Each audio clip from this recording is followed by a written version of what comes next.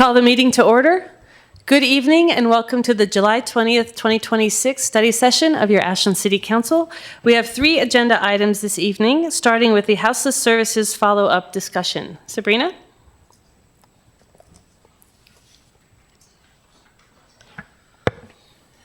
Thank you, Mayor.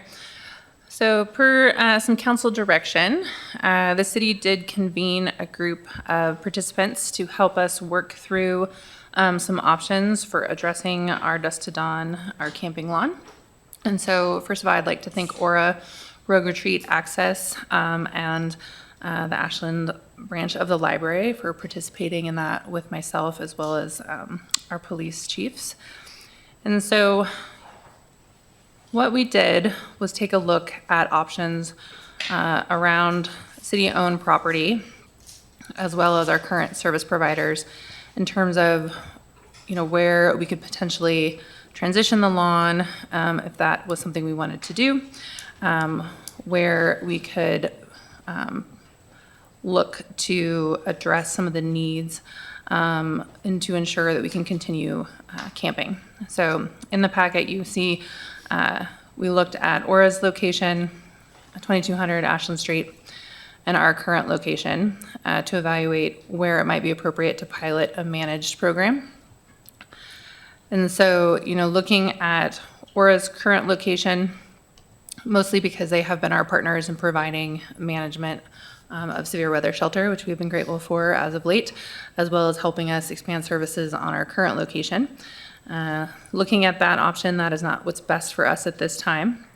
2200 Ashland Street obviously has some challenges, mostly coming from the recommendations from the 2200 ad hoc. And then looking at our current location, and also thinking about timing, we really came to the conclusion that we would like to pilot partnering with Aura on managing that for the next 6 months, work with them on an agreement, what that management would look like and what the cost of that would be, and then bring that back to council. Questions? Councilor Bloom. So would this be working kind of alongside the previous conversation that we had about having kind of a long-term conversation about site location, rules, management, all of that? Would this be basically a placeholder until we get to that point? Yeah, I think it's really, we haven't had a managed lawn before, and so this would kind of allow us to learn what that would look like and what that would take.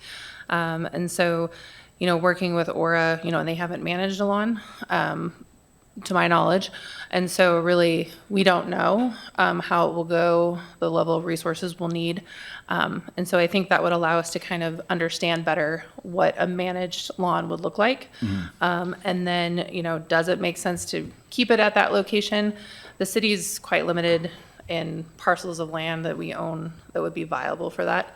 And so, I think it's what can we learn from working together? And is this a direction we want to go? Does management kind of help us work through some of the externalities and meet the needs as well? So quick follow-up. Yeah. And this is, to kind of all of us to think about what my concern is that we do this for 6 months and then we get a report back and then we say, okay, well, maybe we want to rethink this and do something. And then this just kind of becomes the perpetual status quo. And so it's my hope that we can actually maybe move forward with this, but at the same time, alongside that, be having discussions amongst ourselves about what that looks like and plug and play some of the elements we get from Aura and the feedback we get from Aura, so that when we hit that 6 months, maybe we can have like an actual plan of what to do instead of spinning our wheels for another 6 months. Councilor Kaplan? Thanks. I think that's a lot to think about, what Councilor Bloom just mentioned as well. I'm very much in favor of a pilot program for managing the lawn. That was one of my principal concerns, is that we actually bring management to it at wherever the lawn is, that we have some professional management of it through a social service agency that's got the experience and the know-how and is not approaching it as a policing effort, which is what our police naturally would do. My question, I guess, is managing a pilot program, that means, I assume that means that ORA then would set all the rules for how the lawn would be managed. Would the city be placing any parameters? We currently have certain parameters on the space. Would ORA need to renegotiate with the city, or would ORA just take over the responsibility for setting those rules from that point on, or would it be something that's sorted out over that 6-month period? Is that kind of the idea of figuring out what the management rules should be over 6 months? And then the other question I had, just to get the other thing on the table, is 6 months is January, in the middle of winter. Well, that'll be at a time when, of course, we'll have winter shelter open, hopefully, at 2200. So I'm curious about how you're envisioning a pilot program, and that goes really to Councilor Bloom's question, I think, as well. How we transition this, knowing that it's going to be a different season, very different challenges, so that we're not just caught flat-footed at the end of a pilot and really have planned for it. Yeah, so I think in terms of setting the parameters of the lawn, I think that's something that ORA and the city can work together through a formal agreement. I think we want to look to their input for what makes sense. They're well-versed in what they would need staffing-wise, and what would operationally work for that versus, we're not experts in that area. So, we would be looking for them to set parameters. In terms of the severe weather shelter, I think the lawn would still exist and still hope to be managed pending the outcome of the pilot, because even with the severe weather shelter, we have people who do not want to be in the severe weather shelter. So as long as we have our camping ordinance, we're going to need to have a space to some extent. A follow-up. So just in terms of the nature of the agreement with ORA to manage this, is it a memorandum of understanding? Is this something that has to go out for bid, request for proposals? Is the amount kind of low enough that it can be, a partnership with the organization? How do we actually get through to this point? It would be a service agreement with ORA for a pilot program. And so, where it's a professional service, we're requesting them to do.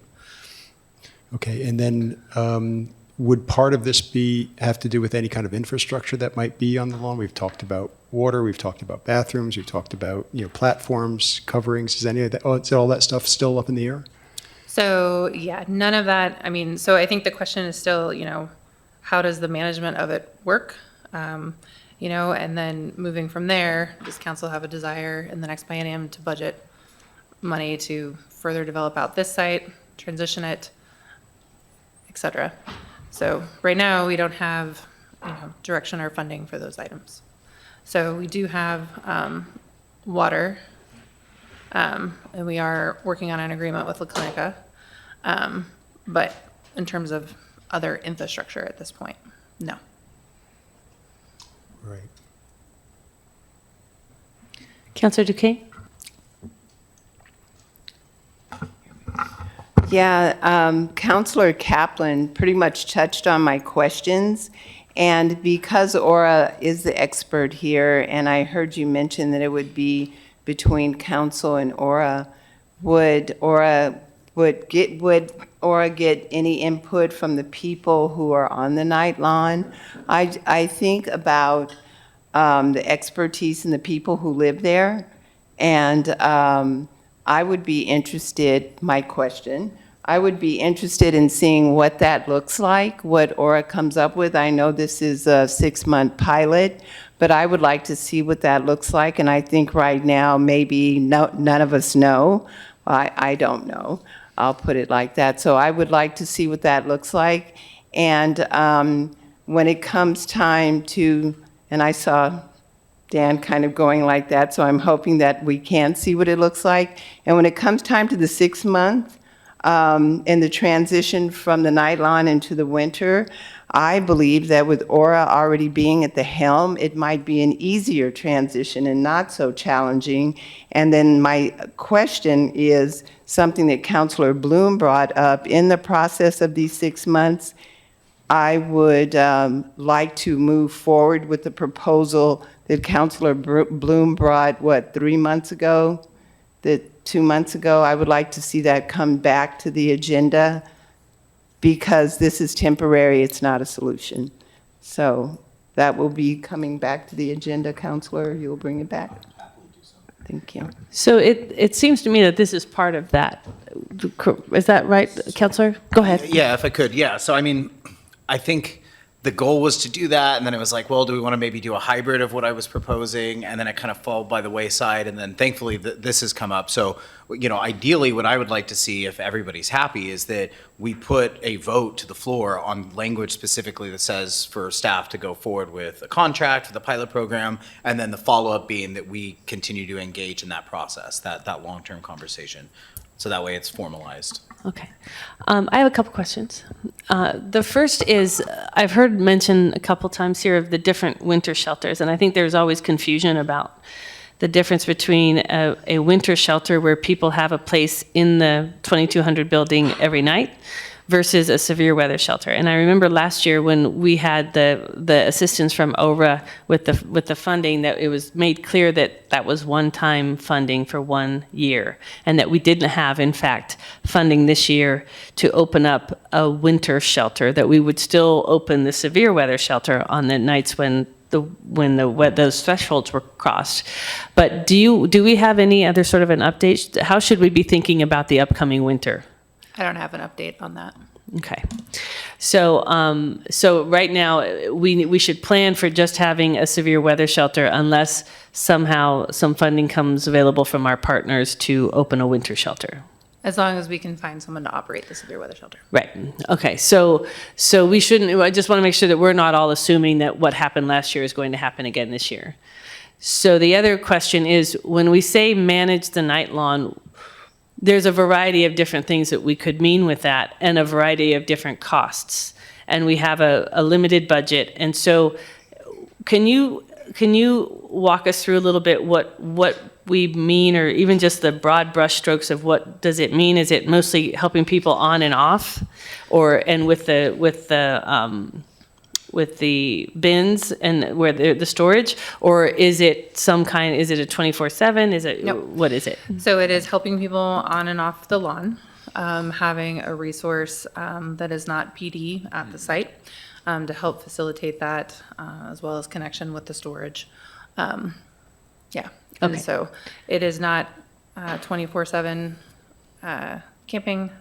It's not changing the structure. So it is the dusk to dawn lawn as we know it, but removing the police element to the policing side. And so if a person needs to be exited from the lawn or something needs to be reported, like there's a facilitation for that. Great, thank you. Councilor Hanson. Thank you, Mayor. I'm really glad to see this moving forward. And when we talk about management, we talk about moving away from police as the main contact. We talk about Aura coming in with more of a structured paid management role. I really appreciate all of this.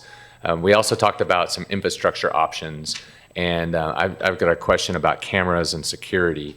But in general, I really like the way this is moving forward, and I really am impressed and also committed to this 6-month pilot. And have we thought about, or not thought about, have we planned for, and are we ready to implement a little bit better security? I know, we don't really have much in the way of security now. We talked about bringing in some cameras. What other kind of things are bubbling up? But first of all, tell us about any kind of plans for infrastructure. So to my knowledge, the cameras are up, so I will confirm. Great. When when we're bringing in water, are there other infrastructure talks within this management umbrella that we should highlight? I didn't see anything in the packet, but. So we have a dumpster, we have porta potties, we have hand washing stations, we now have potable water. Yes. There will be potentially once a week health services on site in the afternoon. Okay. But beyond that, there is not discussion of expanding the infrastructure Okay. for the 6-month pilot. All right. Thank you. Great. Councilor Kaplan? Yeah, thanks, Mayor. And thanks for the clarification on the difference between a winter shelter and a severe weather shelter. I certainly did mean a winter shelter. That's been my policy preference for some time, to have a every night shelter in the winter for those 4 months. But I'm aware that what this council has authorized in the past, except for that 1 year, was a severe winter shelter as needed, given, despite the staffing challenges of that. But my policy preference, just to be clear, is to have a every night shelter.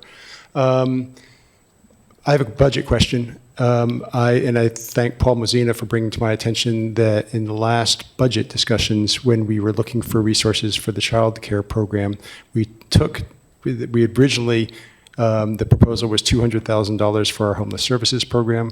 We borrowed $100,000 from that in order to fund the child care program, with the commitment to come back with an accounting and determination in the spring of 2026 whether we need to return some resources to that homeless services program in order to be able to carry out our programs, our services for the winter of 2026, essentially, 2027.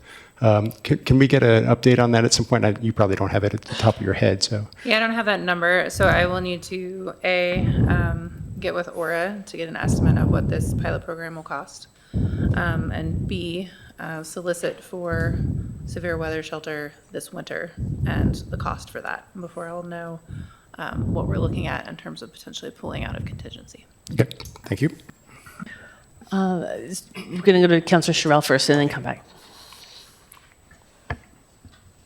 Yeah, Councilor Okay, Sherrill. thank you, Mayor. Just a quick question on the pilot program. I mean, we're really lucky to have good managers and good directors here. I also see that we have several of our community members and our citizens and our residents of the lawn. Is there a possibility to potentially relax the rules? Or if not, can we make sure that people have the opportunity to email into us? So we're not just making a pilot program policy in a bubble, but we have some real feedback from people on the ground. Is there any possible way to hear from folks in this setting, Mayor? Well, we have 6 people who have signed up to speak, so we are going to hear from them once our questions are done. And then as far as their input, is it going to be put together? I'm not saying we need like a full working group or an ad hoc committee, but do we have a system set up to track this so we're able to implement some of the suggestions we get and track them? So I Go. think the community is always welcome to email council or the city manager's office. I know Aura speaks with them also, so I think it's to their comfort level on how they would like to work with us. Thank you. Councilor Bloom. Thank you. Yeah, 2 points of clarification. First, to Councilor Sherrill's point, part of the plan that I proposed to council included advocates from the unhoused community actually being part of the discussion, sitting up here to be able to answer questions, as opposed to being relegated to just giving a 2-minute speech, 3-minute speech. So my hope is if we were to move forward with that plan, they could actually be participants in this conversation with us as experts in the field, rather than just somebody testifying. And then to Councilor Kaplan's point, my recollection of that budget process was the idea was that we would pay that money back out of reserves, and the reason we would be able to do it out of reserves is because it was an emergency situation due to the inclement weather in our policy, and that's how we were going to financially structure paying back the money borrowed out of the homeless fund. But that's my recollection.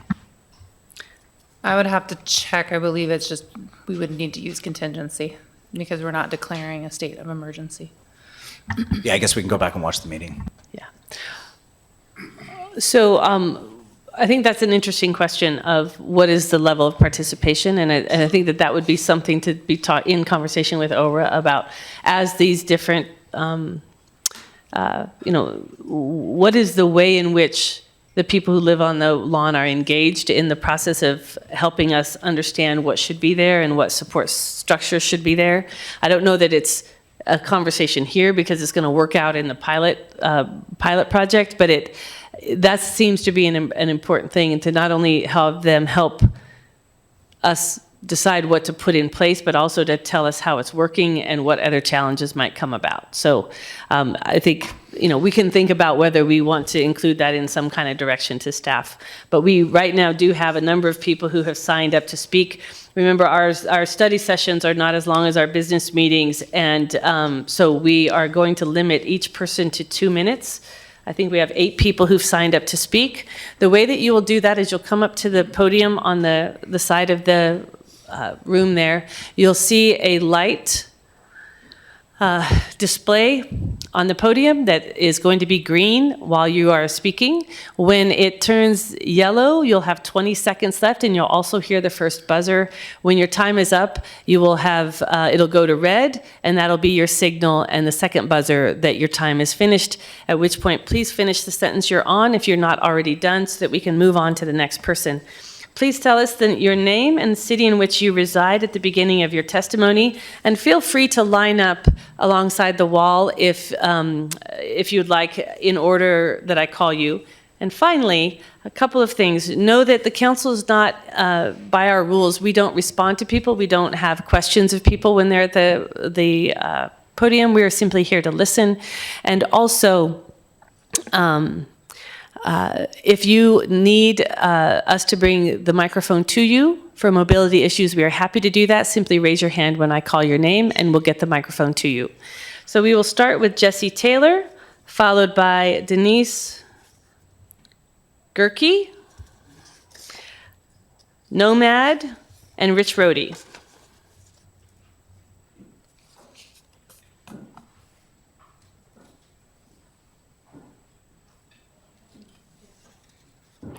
Starting with Jesse Taylor. And go ahead and adjust the microphone to you. Pull it. I'm ready. Yes, is it on? Go ahead and, It's on. it's on. Okay, great. Go ahead. Yes, ma'am. I want to talk about basically what we can do now and what we can do in the future. The lawn, it does need a little bit more room. We're getting it in order where people is picking up their stuff a little bit. You know how that goes. Try to keep everything as strict as we can. Clean up around the porta potties a little bit more better. But a little bit more things that we can do in the future is to nail most of the points with the porta potties and the living area a little bit more stricter. That way everything will be more in order and nothing won't be in violence or led to further any complications. Great. Thank you. All right, thank you.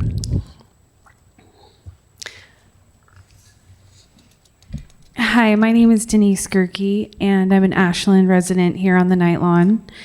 Not one person I've spoken to who's experiencing homelessness has ever told me they chose this life. Yet day after day, many of us remain without stable shelter, with very little respite, very little meaningful assistance, and what too often feels like a system focused more on managing the visibility of homelessness than addressing its causes. As temperatures continue to rise, I have witnessed people suffer heat-related medical emergencies, including seizures, every single day. Some individuals experience multiple seizures, ambulances arrive, assess them, and then leave, while those same people remain outside exposed to the same dangerous conditions that caused the emergency in the first place. I would respectfully ask that the night lawners be permitted to keep their tents in place whenever temperatures reach 90 or higher. Many of the medical emergencies I have witnessed occur during the required tent takedown and setup periods when people must exert themselves in dangerous heat simply to dismantle and later rebuild the only shelter they have. Suspending that requirement during extreme temperatures could reduce heat-related illnesses, prevent unnecessary medical emergencies, and potentially save lives. I would like to mention that it would be a great idea to have a facilitator to kind of, organize the night lawn a little better. But I'm seeing major medical issues happening out here and every single day. So my concern is that the cooling shelter is 1.5 miles away. So we're having to walk in the heat to cool down. It just doesn't seem to match. So I'd just like to see that kind of be a focus for now, like right away, because we do have elderly people on the night lawn as well. Thank you. Thank you. We have Nomad, followed by Rich Rohde. I apologize if I'm not getting this right. Naloa Goldfeder and Paul Mozina. My name is Nomad. I'm a member of the Night Lawn. member of the LGBTQ community, and a member of the homeless community out here. I have been one of those people that Denise was speaking about that had suffered from the seizures. I've had multiple seizures on the nylon. And yes, a lot of what she says has many good points. But what we need is better management and not just the police like you guys have said. And I would also be willing to step forward as one of the volunteers to help manage the nylon if you guys are willing to let me do it. I have seen what happens on the nylon. I know the people there and they respect me. They know who I am, and they come talk to me when there is an issue. The nylon needs to stay. If it gets removed, you're removing the people and sending them out there to be harassed by the cops, to be arrested, to be targeted, and possibly killed, because people out there aren't really the nicest of people. Some people have their own issues, either mental, physical, or psychological, and drug-related as well. So I will say this, do not remove the nylon because we need it. Thank you. Rich Rohde with SOFA, Southern Oregon Housing for All. We're an organization that's been volunteering and advocating on the nylon since its inception. And we monitor how things are going. And I'm here today to say that we're at a tragic place on the nylon in terms of overcrowding. Tragic. We have too many people in a too small a space. We have people with that have faced trauma, mental health, and healthcare conditions all crowded into that spot. There have been as many as 45 people. So I started digging up what are the standards, and there are standards for homeless camping. And essentially on that size of lawn, the maximum is 20 to 23. We're almost, in some cases, double that. It's absolutely unsafe for fire, for healthcare, and we need to make some changes to immediately address that crisis that's out there. One of the things that I would add to all of this is that in the management, we have a kind of failure of imagination and creativity. You as an organization need to really be thinking about how you rethink what the nylon is doing, which I think Councilman Bloom is sort of doing, and bring the creativity and collaboration of the whole community together, not just to see if we manage it right now, but what does it look like in the future? Thank you. Thank you.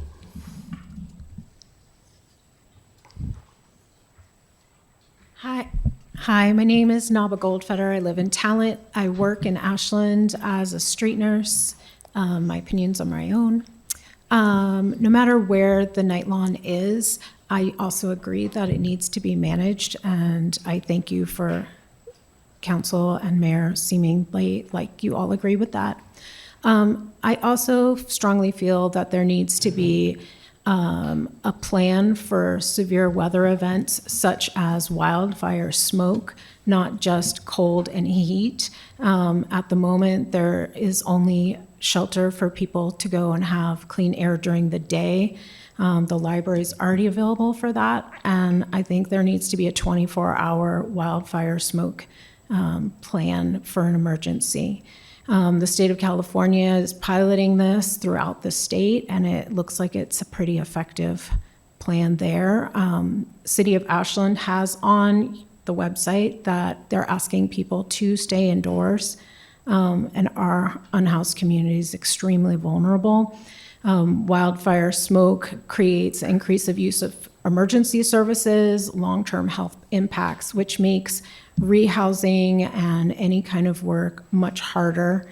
I also believe that any kind of plan for another lawn or this one has to include emergency evacuation, a plan that the city agrees on and that emergency services is also participating with, not just leaving it, potentially leaving it in the service provider's hands could be effective, but I feel like all parties involved should be involved. And also, I strongly agree that a women's safe section needs to be included in the plan as well. Thank you. Thank you. We have Paul Mozina, followed by Debbie Neiswander and Kate Hartzell.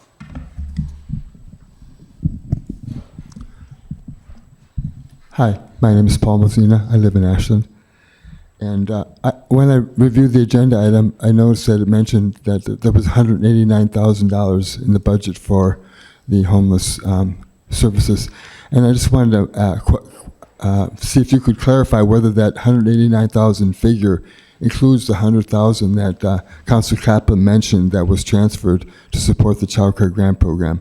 So the agenda item says there's $189,000 in the budget. Does that include or not include the $100,000 that Councilor Kaplan mentioned?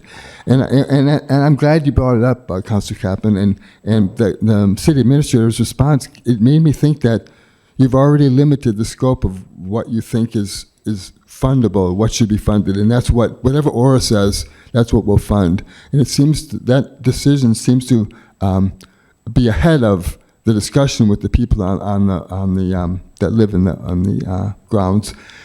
So I'm suggesting that when you look at how that money should be spent, don't just think about what Aura is going to what Aura can provide. What is the scope of services that you want to provide? Is Aura going to do everything? Is there anything else that we can do outside of that? I just don't think there's been an adequate discussion. And so I did want to mention that I tried to look it up in OpenGov, and the level of detail for the funding for the homeless services is not visible in OpenGov. And so I wanted to support what Councilor Bloom and Councilor Dale suggested. I know it's coming up later today. What you suggested to have a line item in the OpenGov, because I can't verify whether the $189,000 is really what's in there or not. So thank you for bringing that forward, and I hope that you'll succeed in getting that passed. Thank you very much. Thank you.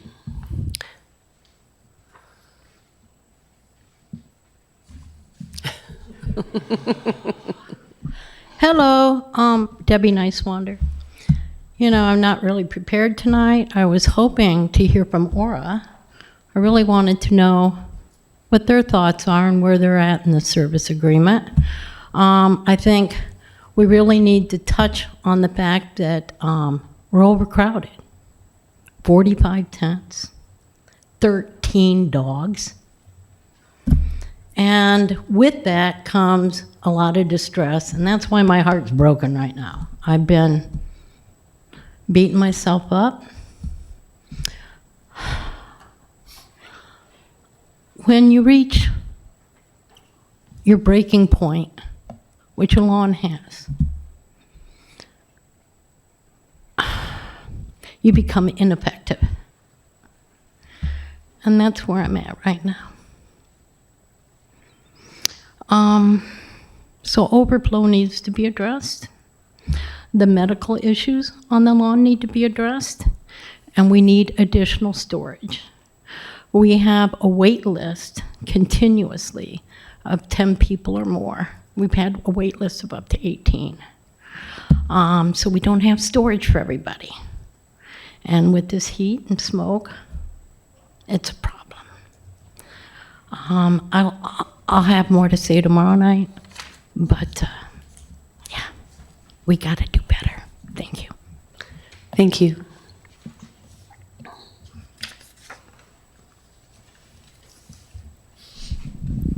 Hi, Kate Hartzell. I live here. I'm glad to see movement. Thank you all. And process matters. I was really confused looking at the council packet, trying to figure out where we are. Like, I thought this was going to be the second meeting in your 5 thing, and I was like, great, what questions do we need to formulate? And I was like, I don't know where we are. So movement's good, but if you can try to do the communication in such a way that we know what the agenda is and what the questions are and what policy, that will help a lot. Second, I requested last night a copy of the draft MOU or whatever is shaping up, and information about who was involved. If you all would be willing to direct staff to make that public, then I'll withdraw that public records request. I think in the interest of transparency, it's important for us to kind of all be on the same page as we move forward on these agreements so that we know what's being agreed to and what's being arranged for and what's missing. What do we need to advocate for? Thank you to those who spoke tonight on the need for public involvement and the importance of not just doing the bureaucratic involvement, but those who are doing line item, like I'm still meeting people, like that are supplying fruit and food and all this. There's a lot of your constituency that's involved in this, and it's good to hear from them as well as unhoused people. Primary concerns for me, and I put a letter out to you if you can look at that when you have time. The legal questions still stand. Given what's being negotiated with Aura for a contract or an MOU or a pilot project, whether or not that contract can reassign ADA responsibilities and can reassign people's legal rights and access to recourse if they get excluded, those are paramount. So please track those. Please make sure that that doesn't get somehow included and reassigned, because I have had indications where the city would love to offload that stuff. We can't do that. Thank you. Any follow-up questions of staff? Councilor Bloom? Yeah, just real quick. My understanding is that there is no contract yet because it still needs to be negotiated. There is no contracts, and all our contracts are public on Laserfish. And when that contract, will it come before council, or is it below the amount, so it'll just be uploaded on Laserfish? It will be uploaded on Laserfish. Oh, So I okay. think if you give direction tonight that staff can go forward and work with Aura to get the pilot going, we'll go ahead and move to do that, and then that agreement will be in Laserfish. Awesome. And one quick follow-up. Will you be putting out, like, in the city news or some kind of communication so people know that the contract is uploaded on Laserfish? Yeah, we can do that. Awesome. Councilor Hanson? Thanks, Mayor. Thank you for testimony, everybody. I appreciate the input. When we think about regional solutions for houselessness, we lean on our neighbors. And I'm distressed to find out that there are a lot of people on the Nightlawn right now. And I'm curious what we're doing and what we can do to help regionalize a solution like now for people. How can we find resources for people in other communities that have, our neighboring communities that have, more space? Because we can't do all this by ourselves. I think most of us agree to that. But how can we reach out and help people now? So I think this is where partnering with Aura will be particularly helpful, because they do have contacts with Rogue Retreat and Access and other service providers. I think, to be completely honest, the need will continually outpace the availability. Right. And so I think a great next step for us is to work with a service provider who has that network and can help navigate that better than we currently can. Okay. So what can we do now? I don't know. So, I think that's a bigger question that I think council will need to work through on, what is your resource level that you want, and what is it that, allowing camping, what is that goal for council? And I think the body needs to decide that. And a follow-up to that question then is that's what the larger process is aimed at doing, so that it's my understanding that we go through this process, we do the pilot. It looks like we're likely to do this pilot immediately. Over the next several months, we go through the rest of the council policy level conversation in time for staff to have that information in order for the budget process for the next biennium. Is that accurate? Yeah. I think, working with the group of folks that we did, but also speaking to other leadership across the state, the question is always, what is the capacity of my city to deal with what is really a problem across the Western United States? Right. And so that is a question of council policy direction as well as resources aligned with that. And so I think that's the bigger question that you all need to work through. Yep. And one follow-up question. We know that the housing shortage is a big part of what's driving this, especially in Oregon. So when could we expect to see the RFP go out for the 2200 site and finishing the development of whatever is likely to be there, but certainly aiming at housing? Yeah, my goal is to have that out in August. Have out in August. I wanted to have this discussion and see the direction you all wanted to go, since that is a city-owned property. We're having the pilot here. Now we can RFP that site and see kind of the response that we get. Great. So we need to get to some council direction. I understand, Councilor Bloom, you have a proposal for what the council direction would be. Yeah, if I may. I vote that council directs staff to proceed with negotiating a 6-month pilot agreement with Aura to manage the Dusk to Dawn lawn at its current location as recommended, and further directs staff to schedule a series of council discussions over the course of the pilot to work through, in consultation with council, the elements of a long-term solution, including site location, operational standards, daytime options for night lawn residents, and management model that I proposed at the May 18th meeting, so that council has developed and adopted a long-term direction, not just received a staff report before the pilot concludes. Okay, so that's what is on the table. If the council wishes to move that forward, that's fine. We can go around and see if there's agreement to that. And if not, we'll take up a different conversation. So go ahead, Councilor Dale. Thank you, Mayor. Just a quick question, if I may, to Yes. Councilor Bloom and just to the body. That also includes just the relevant financials, all of that transparency that goes along with that, correct? Yeah, that was baked into the proposal. Perfect. Thank you. Then if I may, I certainly concur with that. Yes?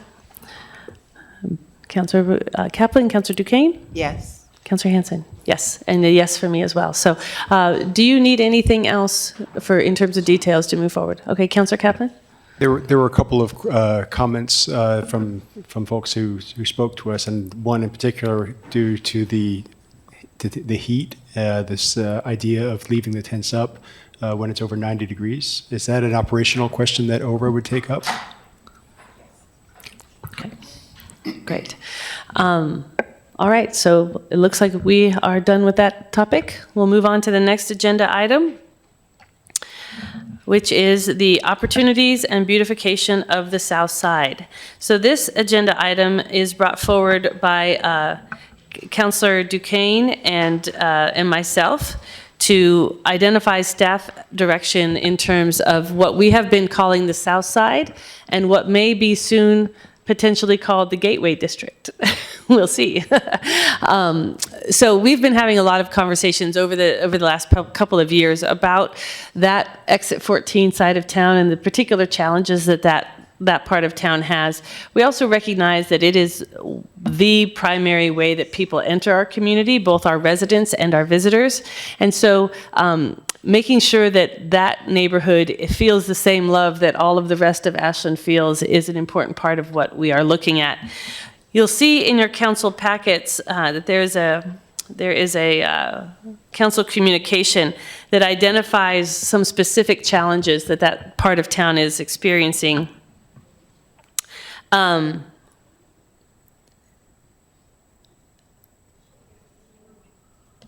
And so there's a couple of things. The removal of the rocks and cleaning the bike lanes, those should be under the potential actions proposed. But in any event, you'll see these are issues that we've been talking about for quite some time. We have done a number of things, and so have the people of that neighborhood, to improve the neighborhood over the last year or so, a little bit longer than that. And so there's good momentum that's being built on that side of town. But Councilor Duquesne has brought this forward. She has a PowerPoint presentation for us. But what we're looking to do this evening is to create a comprehensive umbrella for the work that we want to do on that side of town, identify what are the key pieces that we want to do in the short, medium, and long term, and then in that process, finding out from staff if any of the ideas that are there are particularly challenging, or if there are things that might be in the way of accomplishing those that we should consider prior to giving any direction to staff to move forward with those. So what we're going to do is Councilor Duquesne is going to take us through her PowerPoint presentation. We're going to open it up for questions, and then we're going to talk through the potential actions proposed in the sections of short, medium, and long term. Okay, go ahead, Councilor Duquesne. So before we jump into the presentation that we put together, I would just like to say that part of the reason why I wanted to be on council is because there were many missed opportunities that I saw happening in Ashland. And I do not want the southeast side of Ashland to be another missed opportunity. So this is more than beautification. It's about economic growth, and it's about workforce housing. This is the opportunity here in Ashland where we can grow our density. This body, we changed the zoning. We have the climate-friendly area. It has so much access to growth. And just because we grow doesn't mean we have to lose our identity. And I think that's been a concern. But as we start on our slide presentation, and we can go to number 1. Alyssa, thank you. So in the presentation, you'll see the gateway area, and we're starting at exit 14. So exit 14 at the freeway, some of the things that we looked at is the lack of charm. And speaking of the gateway, exit 14 is the entrance to Ashland and the entrance to Oregon. And we want to bring that continuity in and the charm to the Southside, not just for our tourists, but for the community that lives there. So working with ODOT to help clean up this entrance, that's part of our list of things to do. And then we see on our last slide a really pretty median. So it's more than the median. Thank you. The next one we can see here on this slide, looking at the lack of weed abatement, looking at the lack of curb appeal, looking at our bike lanes, and the things that don't make first impressions attractive at all. And if we want businesses to come, we want businesses to feel good about, I'm bringing my business here, I feel good about the neighborhood. I'm bringing my kid here to go to SOU, I feel good about the neighborhood. Next, please. And this is more of the exit, and we are now up to Tolman Creek. And as we go down Tolman Creek, there's Tolman Creek, there's Independence Way, opportunity to bring businesses in with with living wages and benefits to young folks. I went and I did a walkthrough, and it's really nice over there. I saw capacity for buildings that can hold 100 people, 50 people easily. Next one, please, thank you. And this just goes to show what's happening so far. So, shopping cart I was very impressed with. And then there's some of the buildings that are on Independence Way, Les Schwab, Aura's done a facelift. So these are some things that are happening, but there's so much more that's needed there to make it welcoming. And these are some really cool images that are indicative to us. These shrubs, they are easy on the water, easy on the eyes, beautification, and this is what we need. Okay, next one, please, Alyssa, thank you. And then we were talking about where to place the Ashland sign, and I was hoping we might be able to put a welcome on there. Ashland, Oregon what? So I'm hoping we could put a welcome on there, and that's just some other art that PAC has looked at, Public Arts Committee has looked at bringing some color to the South Side, and I'm excited about their vision too. So these are things that you see at the end of the packet, some kind of things that are low-hanging fruit. And I made note of some of them in here too, and this is part of what the discussion is. I don't know if you all had an opportunity to take a look at it, but this is what the discussion is, and then on next steps that we could possibly come back and look at this in September. So before we have a brief discussion, I wanted to let you know that I spoke with Sandra Slattery to look at AMC Chapter 13 to show businesses how they are responsible from the door to the curb, because some businesses don't take care of things that are in front of them. I won't say any names.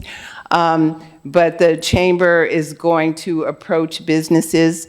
I also had a really good conversation with Blair Sundale, who's the ED of So Ready, Southern Oregon Regional Economic Development. Thank you. And we are going to follow up with our conversation in August and actually do a walkthrough of the Southside. I'm so excited about his enthusiasm to come here and work with us. So I look forward to that follow-up conversation. And looking at the long term, how are we going to pay for this? How are we going to do this? Short term, the welcome sign. We also talked about the decorative banners, the opportunity of working with White Rabbit. The mayor and I went and had a great conversation with them about designing the medias. What is that going to look like? We have community members that are excited, and I mean, they've already told me, hey, we could do this and that. Landscapers, so that we can begin to bring it all together. And then we had midterm, long-term, and having the ability to come back to this body in September and say, you know what, I talked to the chamber, they're following up on this, check the box. And Blair Mr. Sundale was very excited. He wants to come back to council and we can say, look, this is what we're doing, check the box. He has the ability to work with the chamber and ourselves and bring prospects to Ashland that can go beyond the south side. And we have to broaden that tax base. So I'm very excited about that. If you look at this and you think, especially for the next presentation that we're going to have, and you think about where we're going to get the money. So to implement this, I was looking at, and then once it's implemented, it can take care of itself and have a life of its own. But we have the TLT tax, and that money is to go towards the beautification. And that's where once we can put all the dollars and cents down and pencil it out, I would like to be able to bring in the spreadsheet. That will be our next PowerPoint. And say this costs this costs this costs that, and this is how we're going to do it. So this time next year, the south side of Ashland can look entirely different for the better. Great. So questions? Councilor Kaplan. Yeah, thanks, Councilor Duquesne. I like so much about this, and I personally like the Gateway District. It sounds like a great way to call it, rather than South Side, which is really east. So it's there is that little problem, isn't there? But there is that north-south I-5 going east-west in our particular part. Anyway, I like a lot of this, and I take your point. I think that some of this is on private property, and it is actually helping business owners to take advantage of some of the resources that the city is already providing with the beautification program that we have with our transit tax or our tourist tax. But there probably will be additional resources that are going to be necessary. So I'll certainly be open to thinking about this over this next year and planning for it in our next budget, so that we really can resource this appropriately. Because I think it's really important to make a good impression, and also I took to heart what you said about making this a place not just for tourists to come and make their entrance, but for businesses who want to invest in our industrial lands. There's a lot of industrial land on that south side. Gateway District that we learned in our economic opportunity analysis is very underdeveloped, and I think that should be a focus for us as a council over the next few years. That's a longer term strategy to really figure out how we can get more businesses that do pay good paying jobs into those districts. So I'm all in. Thank you for bringing this. Thank you. Councilor Dale?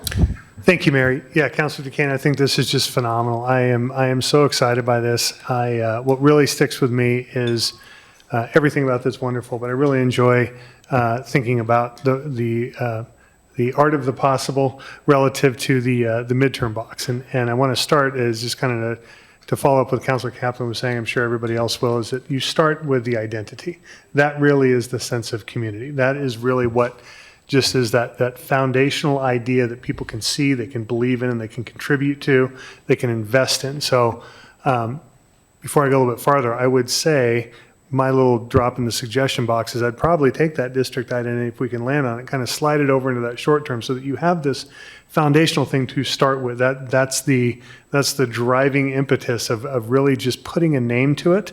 Because when you start, as we know, it just happens socially and economically where you can really hit the upswing and then it just starts to have that waterfall effect and either up, or we know it can do it in some neighborhoods and down. So I really think that we just kind of just start that trajectory, and it starts with that identity and that community. And I think it was kind of funny the south, the directional. But one thing that I've always loved about this town, and I've lived in a couple different places throughout the life where I've lived with places that have had multiple high schools, and you always kind of knew that was the area or the neighborhood. We have one high school here. This is one community. And while there's just different areas, I just love that it all kind of comes together with this, and it is Ashland, but the districts are just wonderful. And then I'll follow and just by saying the economic development is so incredibly important. And I know we have a lot of things on the horizon with that, so that is really where we just need to sink our teeth into and really just collaborate, staff, partners, us, whatever we can do to be able to really kickstart that engine. I think it's going to be, I'm looking forward to a few years from here. It's not even going to look the same. Yeah, thank you. Councilor Hanson. Yeah, I too. I'm glad to see this on the agenda, and I'm glad you're bringing it formally here. We have exit 6 coming off of Siskiyou Boulevard. It's quaint and it's pretty, and it's got its own feel to it. But 14 has just that industrial gas station. And it's too bad we have so much vibrancy on the Gateway community. I mean, we're building all of our current, affordable housing and future workforce housing is going to be in this zone. And when we look at Croman, also up there, I hope that there's going to be more vibrancy and more, just these indicators too. But then also public art. The thing that we talk about a lot in this chamber, well, not enough really, is bringing more public art to the community. But this part of the community especially needs more public art. I'm really excited to see the park being built on East Main and see that development and see more safe routes for kids and all that's happening there.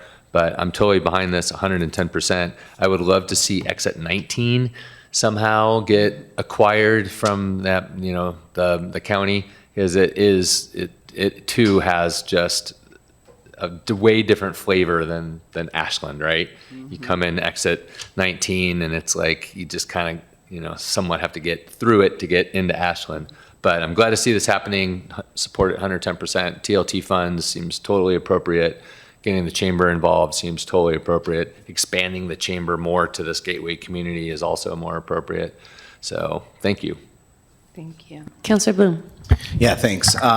See, I was going to be good and stick to questions, but I see we're diverting a little bit, which I'm happy about because I mostly just have comments, and that's because there isn't a question in my mind for this. This is a no-brainer, and I remember one of the first things that came into my mind when I applied to originally be appointed to council was how do we have increased representation for Southeast Ashland. And I grew up in Southeast Ashland, and the high school is always kind of the center of town. And for me, why do we call it South instead of East? Literally, being raised as kids, it was, where are you from? Are you on the south side of Ashland or the north side of Ashland? So maybe it's just one of those things that was in the zeitgeist. But no, this is great. I would agree, Councilor Dale, the district identity, I think moving to short term, I think that it's a really good way to kind of sell the idea to potentially get more funding, not just from TLT, but going after potential state grants. How could the state of Oregon sit back and say we shouldn't give money to the first town as you come into Oregon from one of the most populated states in the country, with being California? So I think that there's huge potential here, and obviously as much as we can get from them, shift a little bit of the burden off of us is great. I think that, again, with the district identity being first, having that selling point, that marketing point, I think that you're also going to get just a massive rally from the people in Southeast Ashland. That side of the community is a huge chunk of the working class of Ashland. And I think that there has been a sense of we're not really valued, we're not important, that it's about the downtown. And that's not to say that downtown isn't important. It's incredibly important to us. But let's raise all ships. That's the kind of community that I think that we all want to be. So thank you, both of you. Councillor Sherrill. Thanks, Mayor, and thank you and Councillor DeQuinn for bringing this forward. This is great. You always said that the south side of Ashland doesn't look like the postcard, and I think those pictures would make both great postcards. And looking at the head slide, Southside Beautification, and it's the picture of the north side. So I just thought that was ironic. And there's a lot of private property there too. That those same rules apply to residential property where you maintain the park row out to the curb and you maintain the sidewalk. And I think that the branding that you're going for with the idea of a special district there, at least in title, is awesome. So who wouldn't support this? And something that I'd like to kind of put a bow on it is that I appreciate everybody's feedback, and looking at all of the opportunity here, going from exit 14 all the way up to Siskiyou. We all know that Ashland Street is our most traveled corridor. I mean, it gets some serious use. So to be able to I have tons of suggestions from our neighbors and the people who live here that I will share with a working group that the mayor and I have talked about putting together with community members to get their input so that we can partner with White Rabbit and really bring this up to fruition. I love that everybody enjoys the idea of Gateway District because, like you said, then we can start to build the story of what is the Gateway District. This is us. And then just one question to kind of follow up. It looks like a lot of this is going to be labor, and we already have the sign, and a lot of it is going to be on the back of the landowner. Do you have any rough idea of what it might cost to initially get this beautification off the ground, and maybe a rough idea of what it might cost to maintain it out of the TOT? When this is why I want to bring it back, because a lot of this is it's not necessarily on the city, it's on that property owner. If you look at the corner of Walker and Ashland Street, there's a closed Starbucks. It looks terrible. And so I kind of took it upon myself. And you are a property management company. If you're a property management company, you want somebody to rent this. You want somebody. So I sent him a picture of it. He had no idea what it looked like because he doesn't live here. He's in Portland, this property management company.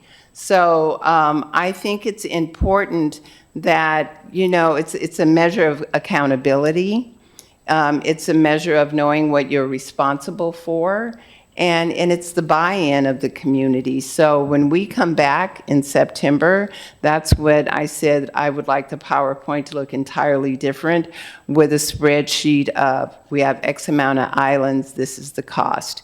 There's a point where the chamber had actually talked to the city manager some time ago, and it was mentioned that we could have flags on that side, the east side of Ashland. So to have beautification there. So these are things that working with the chamber and all of our partners to bring it in, I can have a better dollar amount for you so that we can see what that looks like in September. Yeah, and I think there's some other things that have been happening. I spoke with ORA about their cleanup. I know several of us participated in their cleanup on that side of town. They're working right now to figure out what is the cycle of that process, the neighborhood cleanup. And a big part of what you see in the breakdown is the low-hanging fruit in the short term. What are the things that we could do immediately that will make that side of town start to immediately feel different while we start to plant the seeds for the longer-term redevelopment, the economic development side of it, those elements. And what we're seeing is that as improvements are made in certain properties, other people are making improvements in theirs. And there is that reality. Once you start to make improvements and once people start to see those improvements, things start to happen on their own.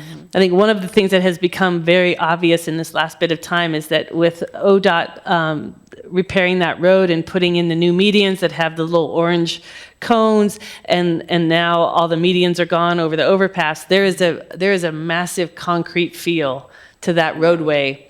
It's always been the widest roadway we have, but it feels different even now with the changes that have been made, and it makes it even more obvious what needs to be done on that side of town. So what I've heard today, a couple of suggestions to move up the question of the district identity into that 3-month time frame. And I wanted to ask Sabrina, do you see anything in here, especially in the short-term list, that is problematic from a staff angle? So in here, we put, weed abatement focused by code enforcement, but we wouldn't want code enforcement focused there if there's a higher risk place that code enforcement needs to be focused on. Yeah, I think I'd have to speak with the enforcement folks to see where their focus is right now. So you could let us know if there's a public safety problem with that. And then the other thing that is on here that you'll notice is that the medians is actually the medians all the way through town. And we know that that's a big question. We know that we need to change those. We can just drive by them and see. It's too hot these days. We pay people to get rid of their grass. We've already decided that we need to make some changes to that. We had discussed having some kind of an ad hoc committee to take the ideas that had come in from the public, sent in a lot of really interesting ideas. But we, as Councilor Duquesne mentioned, we've been talking with the folks at White Rabbit about doing kind of a day workshop of bringing those ideas together to bring something forward that would hit on all those targets that we have. And so we want to see, from an operations standpoint, Sabrina, what we would envision doing is having that day with them and seeing what is brought, what they come up with, and if that meets our the city's requirements, or maybe we do some additional design work on it, or maybe it's not the right design and we decide not to go forward with it. But for us to try this type of a process that's less kind of slow-trotting, bureaucratic, and maybe more creative, because I know that we're trying to save water, we're trying to save money, we're trying to protect the safety of our people who work in those medians. And so that's the other element, is I just want to make sure that that approach with White Rabbit is something that makes sense and that you could work with from an operations standpoint. Yeah, I think the question will be funding in the next biennium for the follow-through. Okay, so is that correct then, that what we have, I've saw a whole lot of head nodding about going forward with this, with the idea of moving the district identity piece into the short term? Okay, and then what we would be looking at is, Councilor Duquesne and I will continue to talk with folks in that side of town.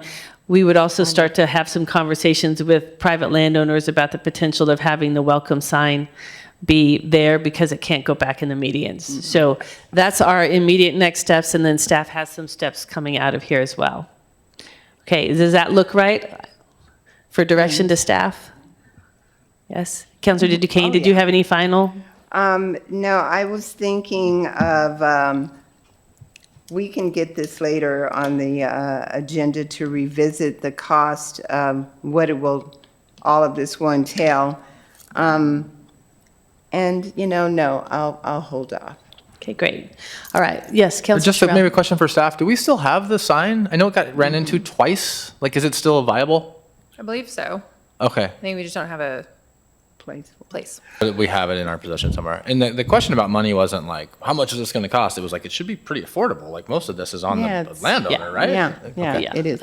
Yeah, a lot of this is redirecting resources that Yeah. already exist, especially in the short term. In the longer term, we may decide to go down a path for redevelopment in that space that is a very different conversation in terms of financial investment.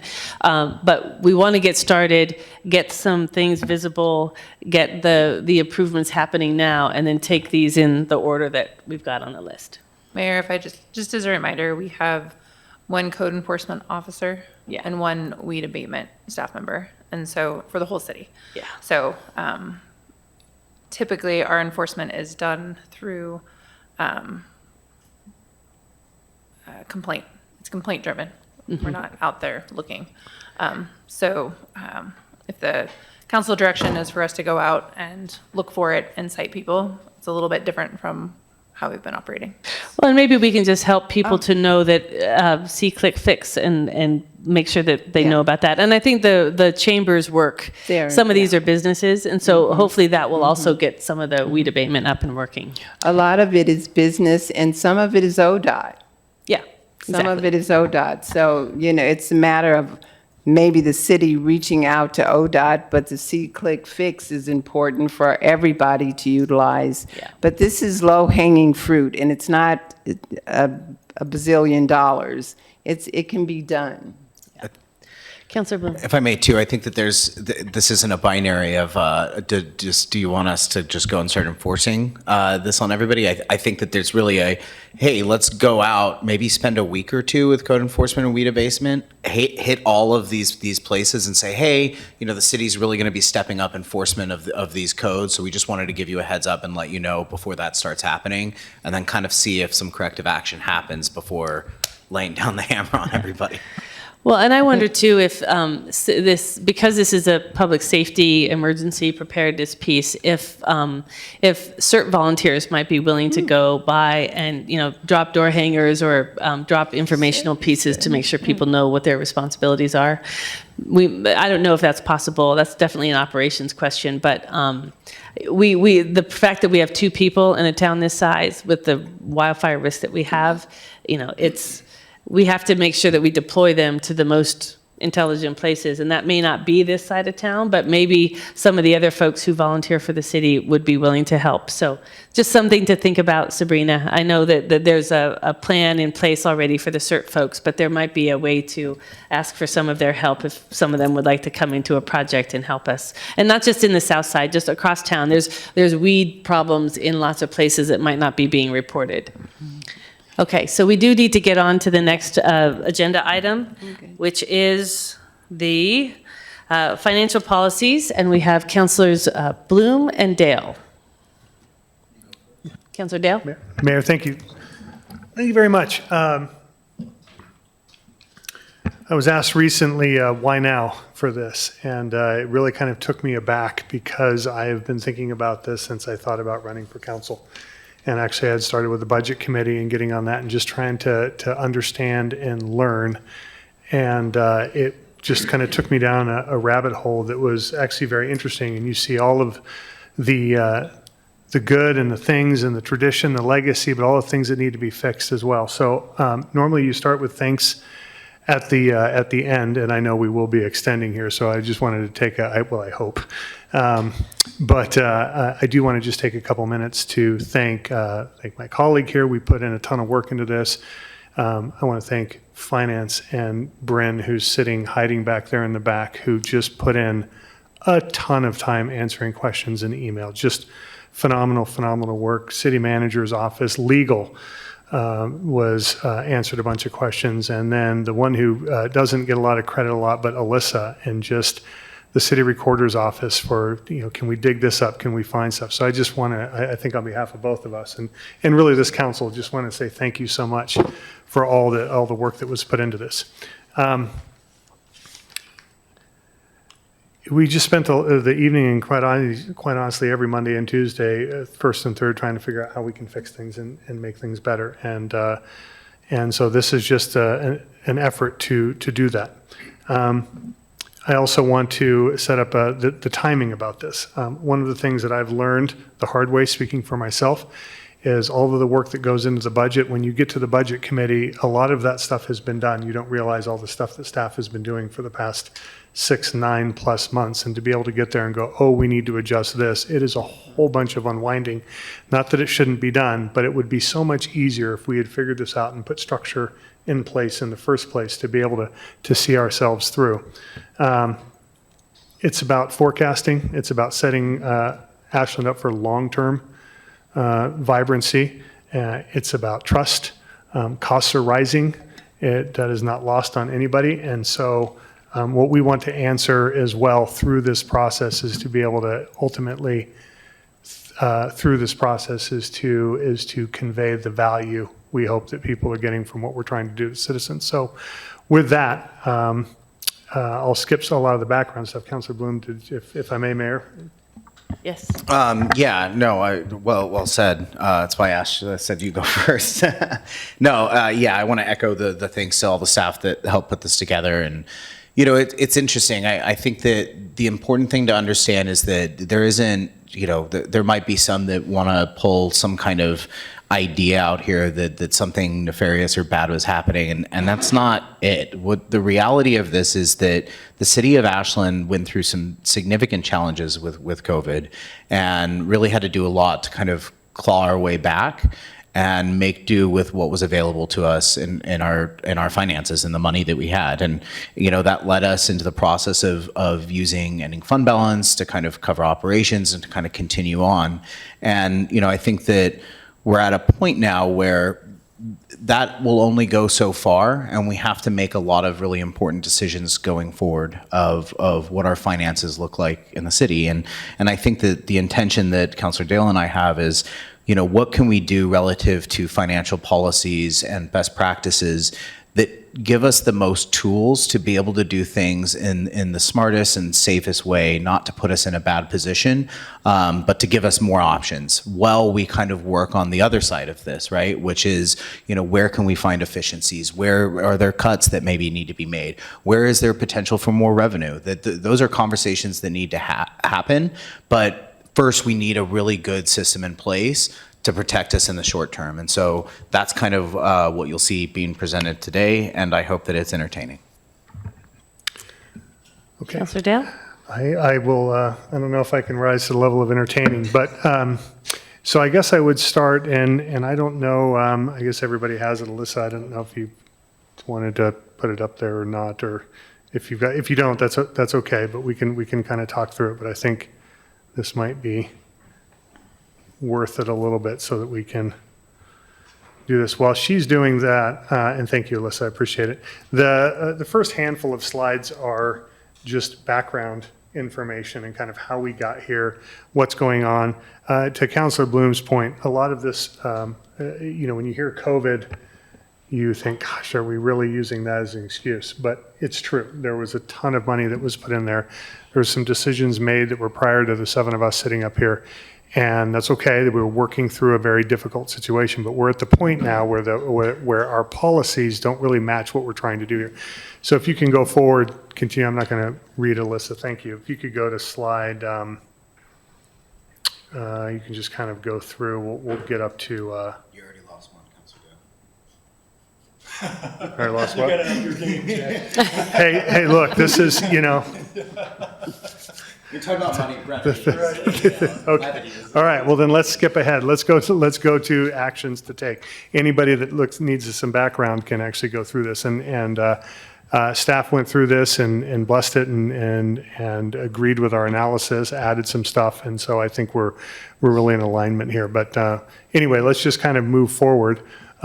Because apparently we need brevity here. So really what this first, we'll call it a motion, but really it's a staff direction is, and we separated this out into bite-sized pieces so that we didn't create any issues that would be too complex. It was just very simple, very, very easy to follow.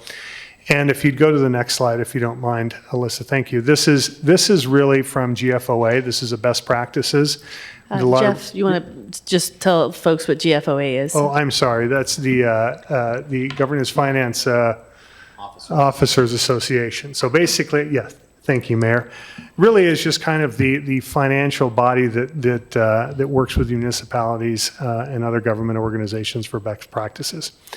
And very quickly, we had a policy that said, look, if you get below a certain amount, which was very low, we actually lowered it in 2023, which was good because we don't want to be a savings account. We actually want to use funds for essential services. But if we're not looking out in front and we're just doing the business of the city, we can get close, so we can have that downward trajectory. And what we were worried about was you get that close and then we're already kind of in crisis mode.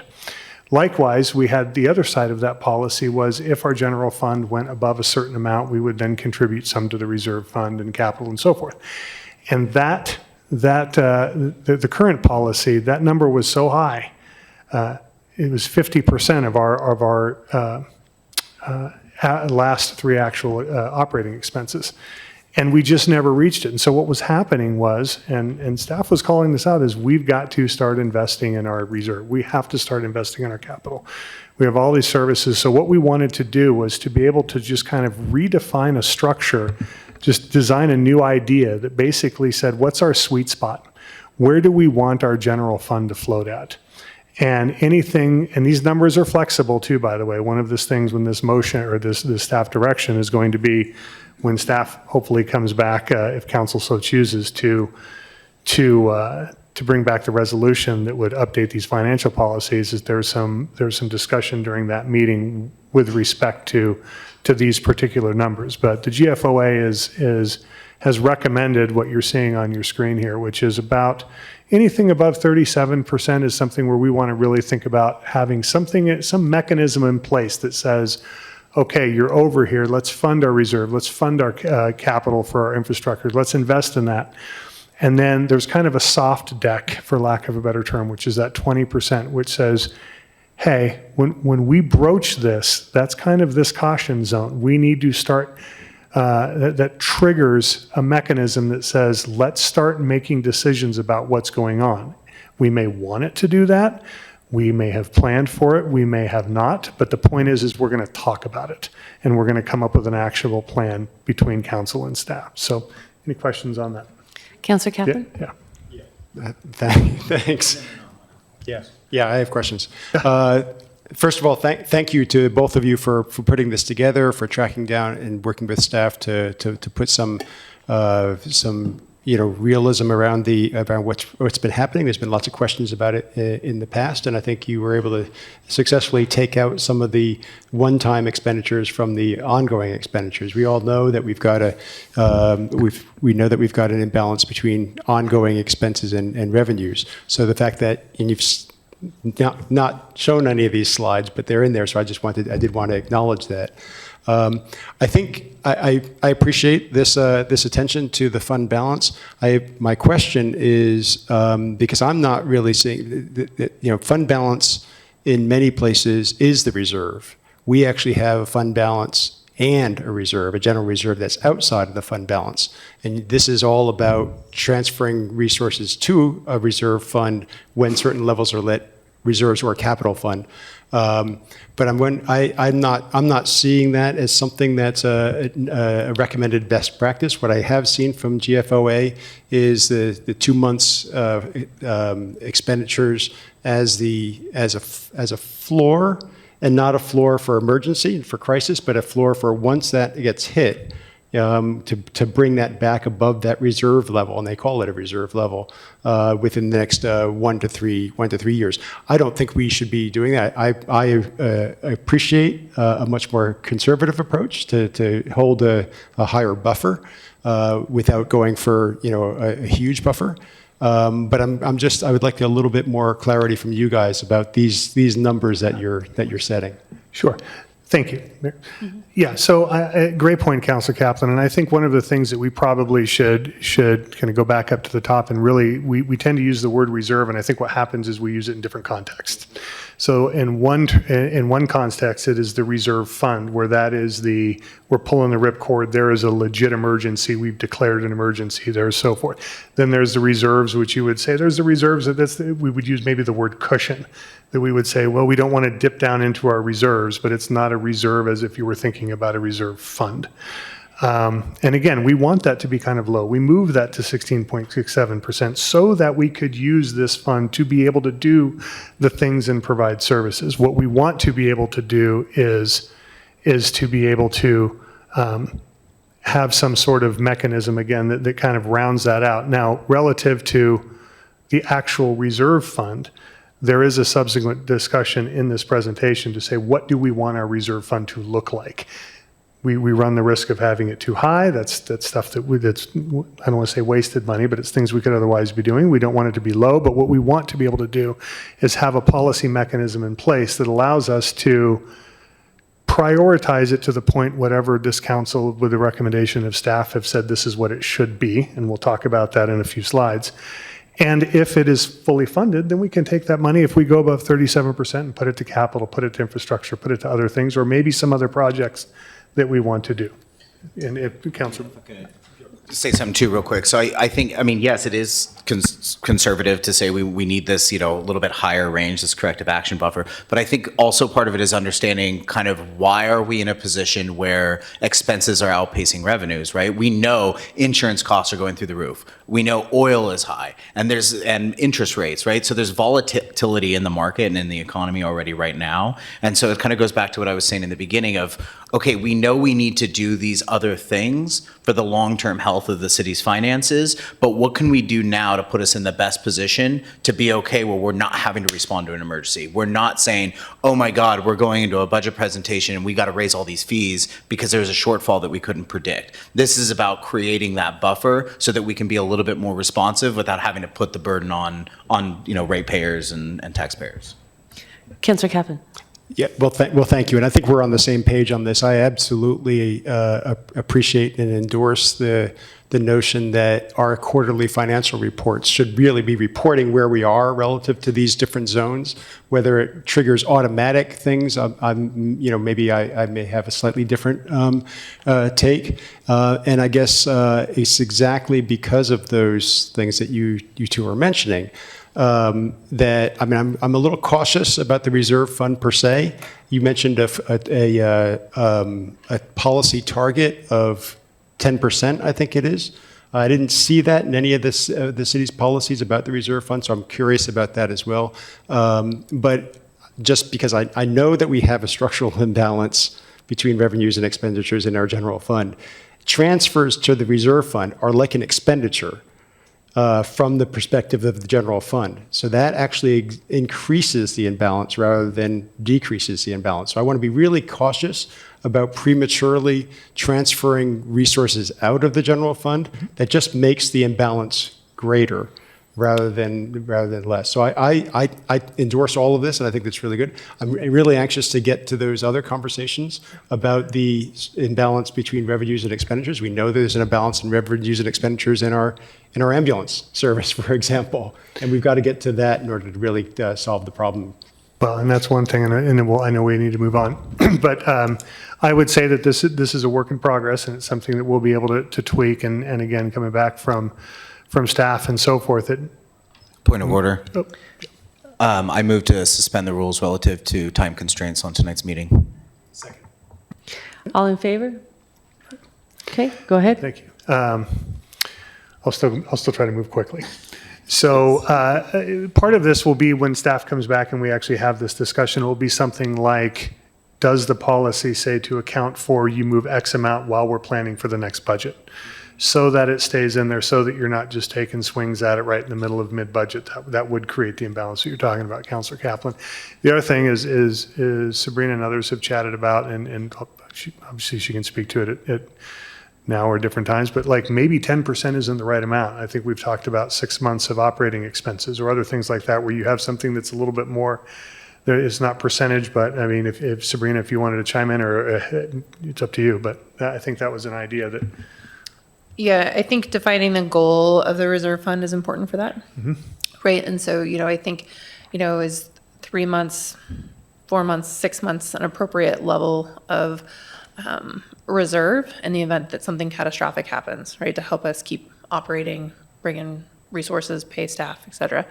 I think, in terms of this discussion, I'm hesitant to put a percentage on the reserve. I think it could be evaluated during each budget cycle of like what that appropriate level is. But given kind of our propensity for wildfire and potential natural disasters, I think it's important to have that discussion about the reserve. I think in terms of, our facilities fund or capital fund, that's something where, we should have a goal in mind. That's something we have not funded.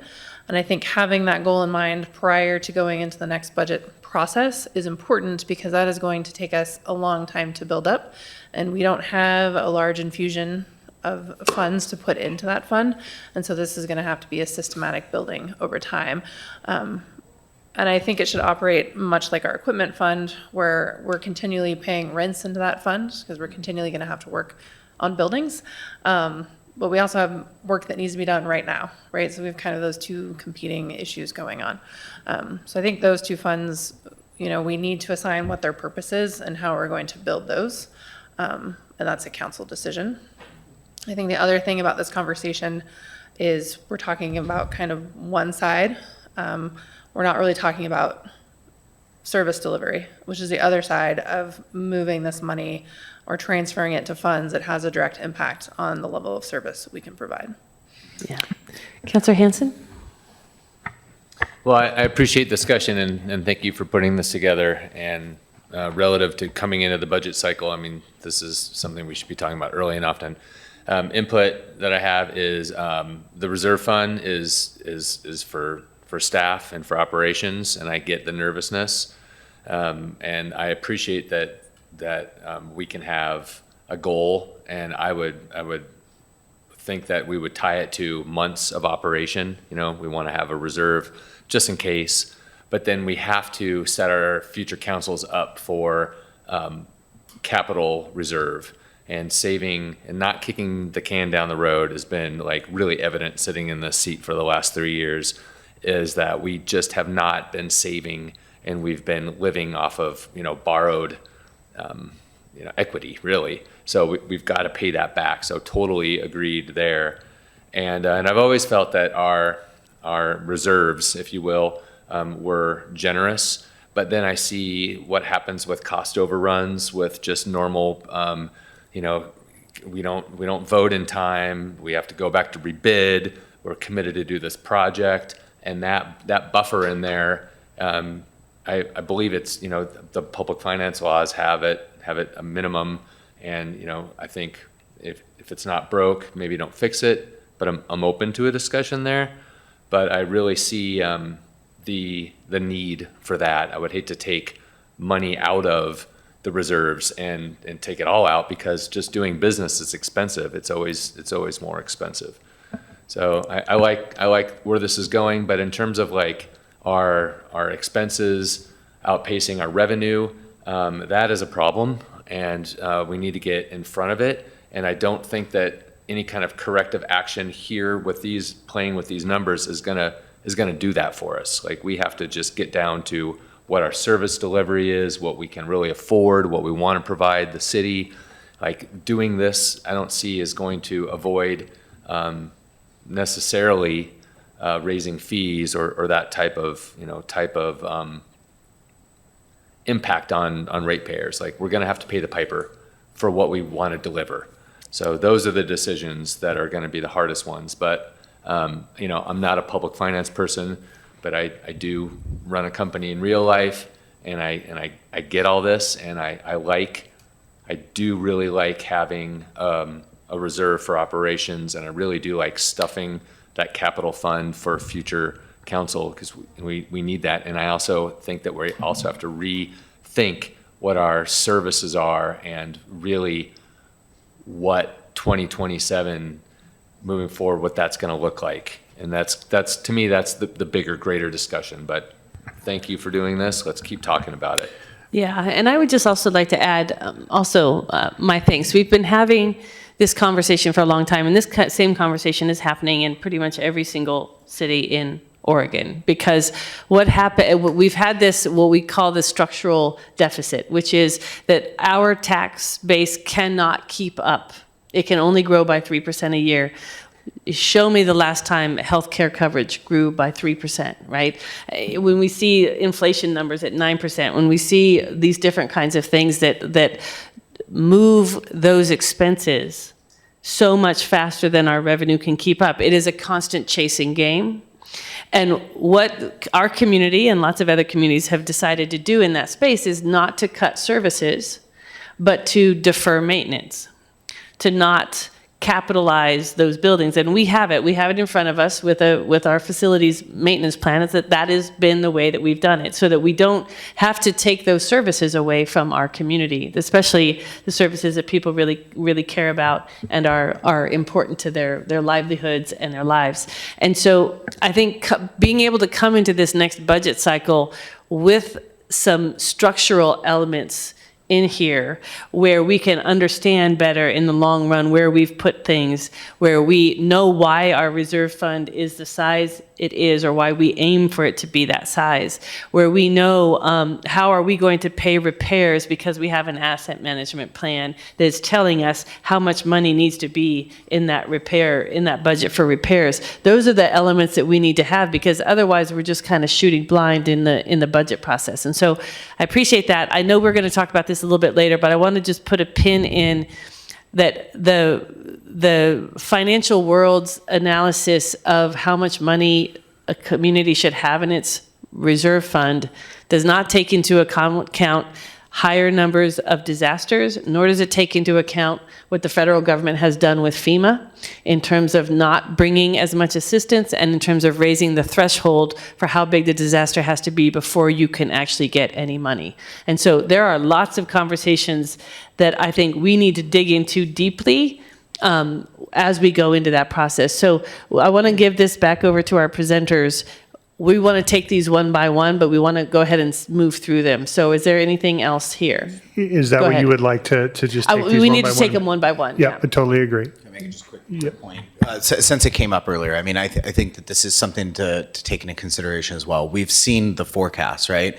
And in 2029, we won't have any carryover to spend. So one of the things that we all need to be thinking about is, what do we do with what we have now, right? Current continuing revenues should be covering continuing expenses, okay? So when we're looking at doing our budgets, we need to be saying, we know that this is about how much revenue we're going to get in. That's going to inform how much we can spend.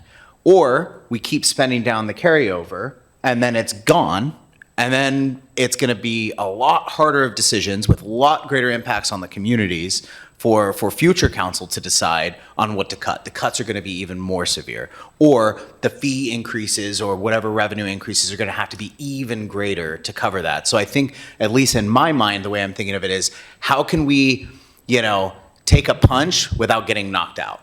And for me, this process is about taking those punches without getting knocked out so that we can keep fighting beyond 2029. Anything else?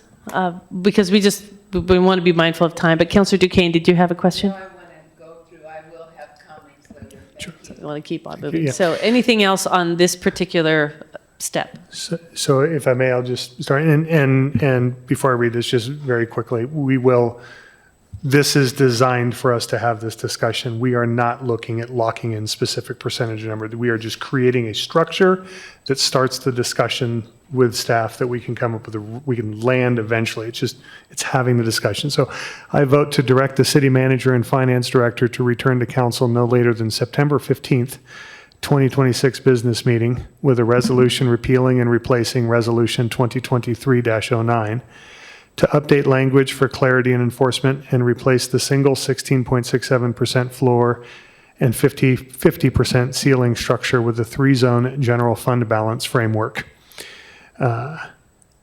With these specific 20 and 37% thresholds subject to council discussion. And I can. So you said you vote, but what you mean is you propose that this is the council direction? Okay. Propose. Sure. Okay. Yeah. I mean, the staff direction. Direct staff. I mean, council direction. I was to staff. specifically saying city manager and finance director, but if I need to say staff, I'll. No, that's fine. I just want to make sure that we're clear that because This isn't a vote, right, exactly. So, I mean, we can vote in study session. We can vote to give staff direction. It's in 2.04. No, this is to come, okay, hold to on, have one hold come on. back. Before I Yeah. on any kind of like staff direction, I want to hear from staff, because this is all new to me. So Yeah. I'd like to hear from staff first. Go ahead. Not just her, but finance director, other staff. Bryn, would you like to come up? Go ahead, Sabrina. Yeah, so again, I think, we can bring back a resolution with these target zones, but on the flip side, that is removing a percentage of the budget that we have traditionally assigned to operating costs. And so what are we removing, moving into the biennium? Because what that will do is trigger finance staff, who will trigger me to say, this is what we have for budgeting, and it will be less than we traditionally would have had with a 16.67% floor. So that's the other side of the conversation we're not having.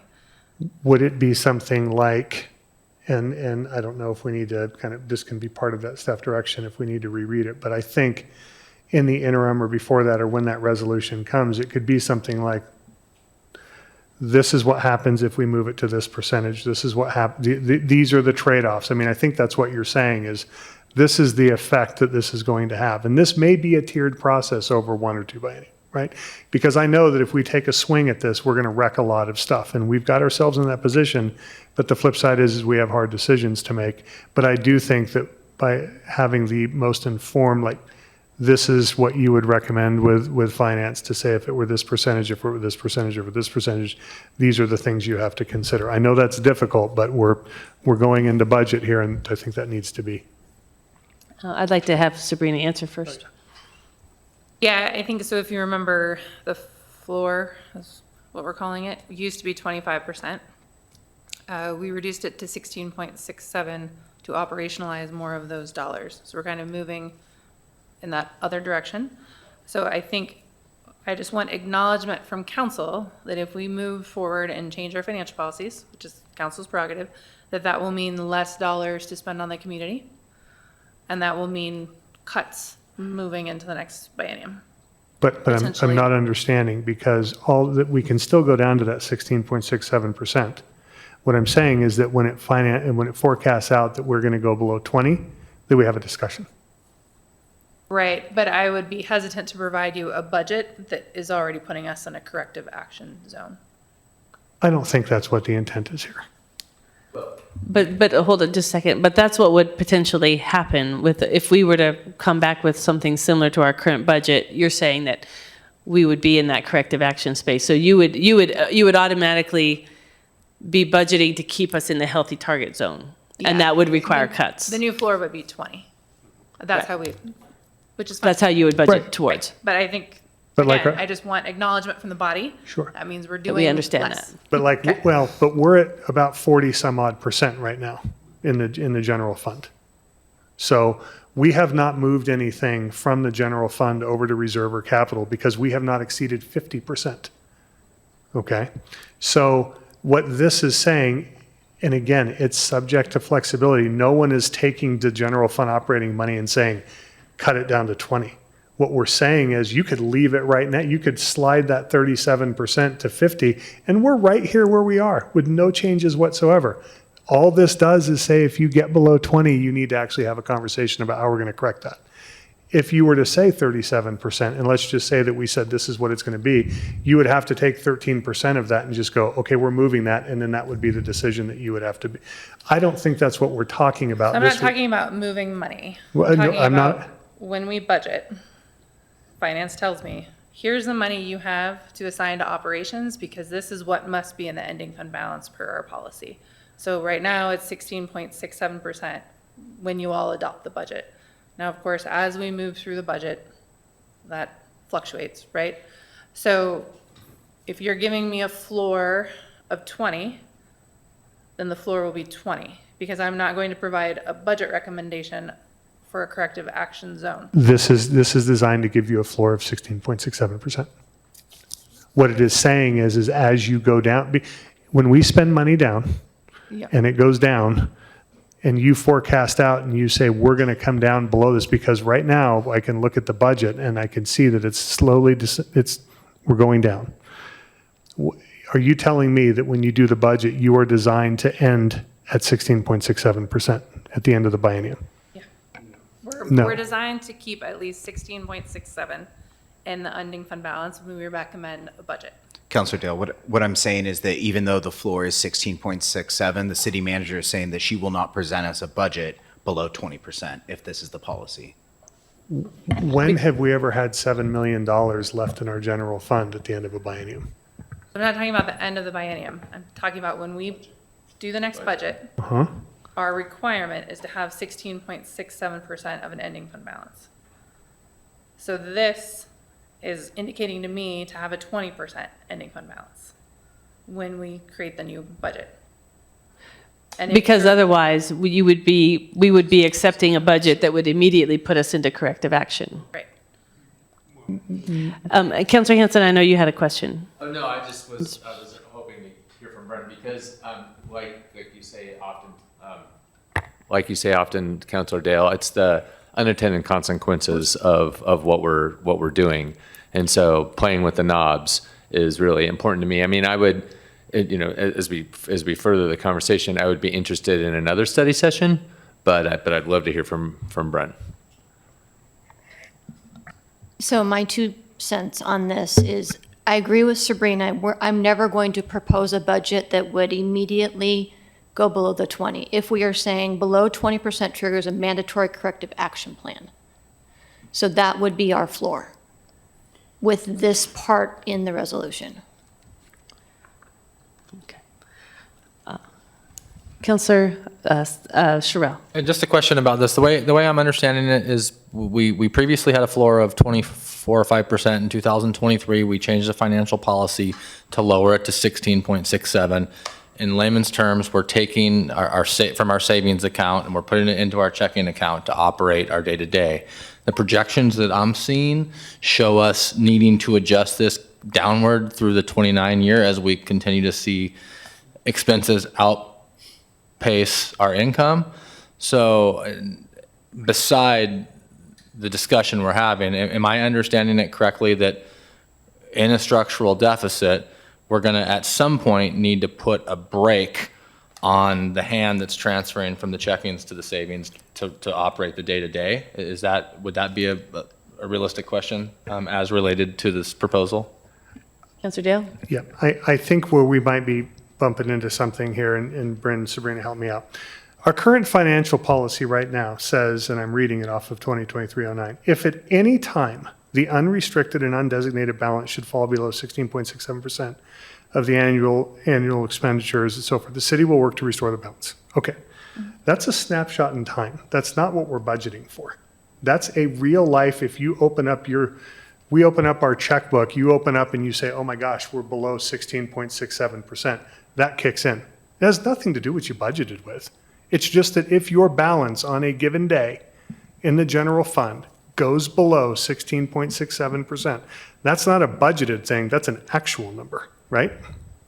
But we do use that number when we are preparing the budget. Okay. We absolutely do. So that we would never, So in we the would course of those never- 2 years, we would be Correct. conservative and we would never open it up and be Exactly. below that. Completely understanding we never spend 100% of our Correct. budgets. So what I'm saying then, with that in mind, you can still use 16.67%, budget all you want with that if that's what you'd like to do. That's totally fine. Well, that's with council and staff and the budget committee.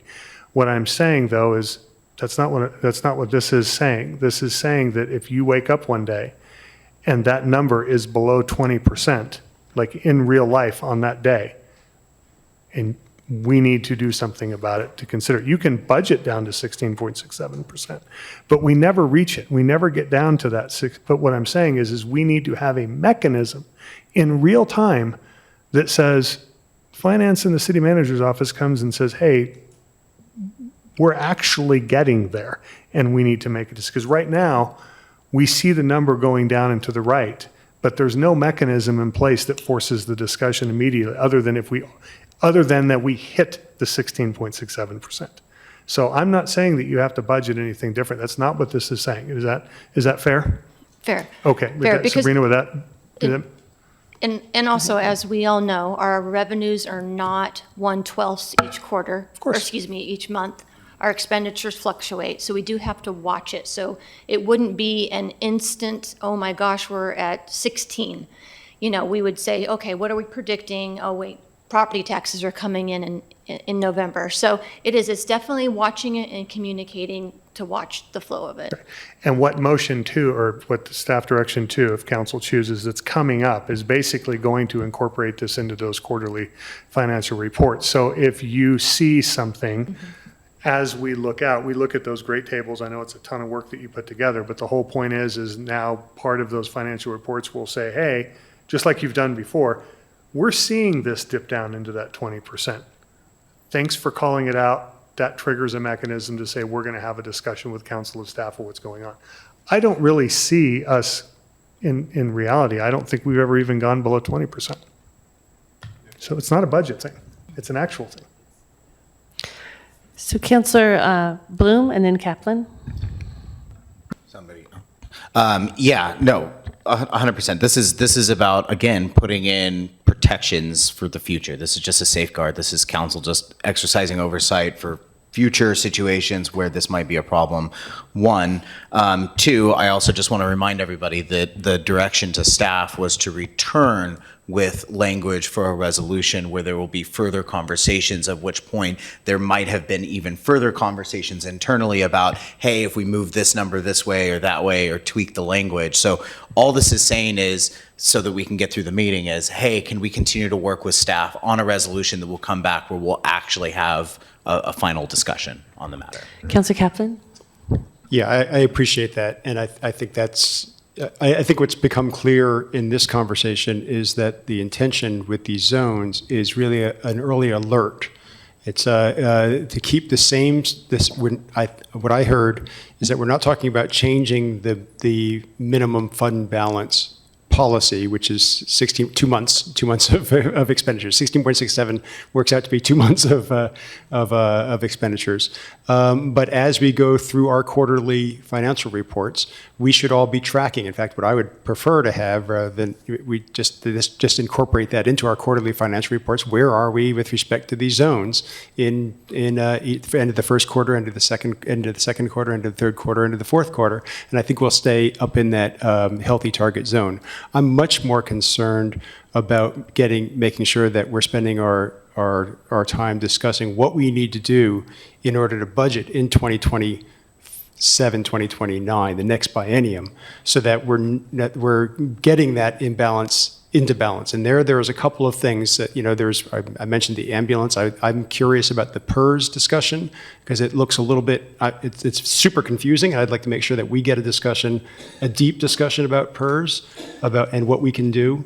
And I think there are other things too. So I'd like to make sure that we're spending a lot of time on these other things. And, I'm happy to go forward with the direction to staff to come back with reasonable wording to set these target zones, and we'll see how that goes. I take it though that we're not asking for an increase of the minimum zone off the bat for budgeting purposes above 16.67.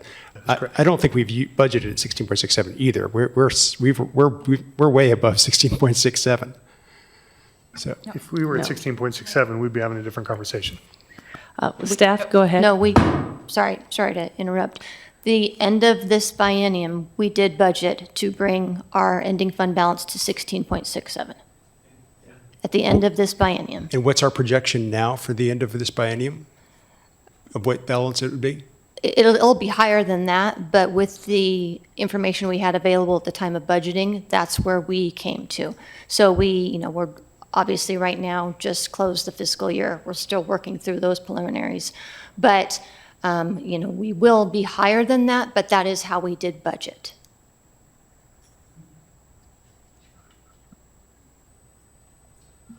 Councillor Duquesne.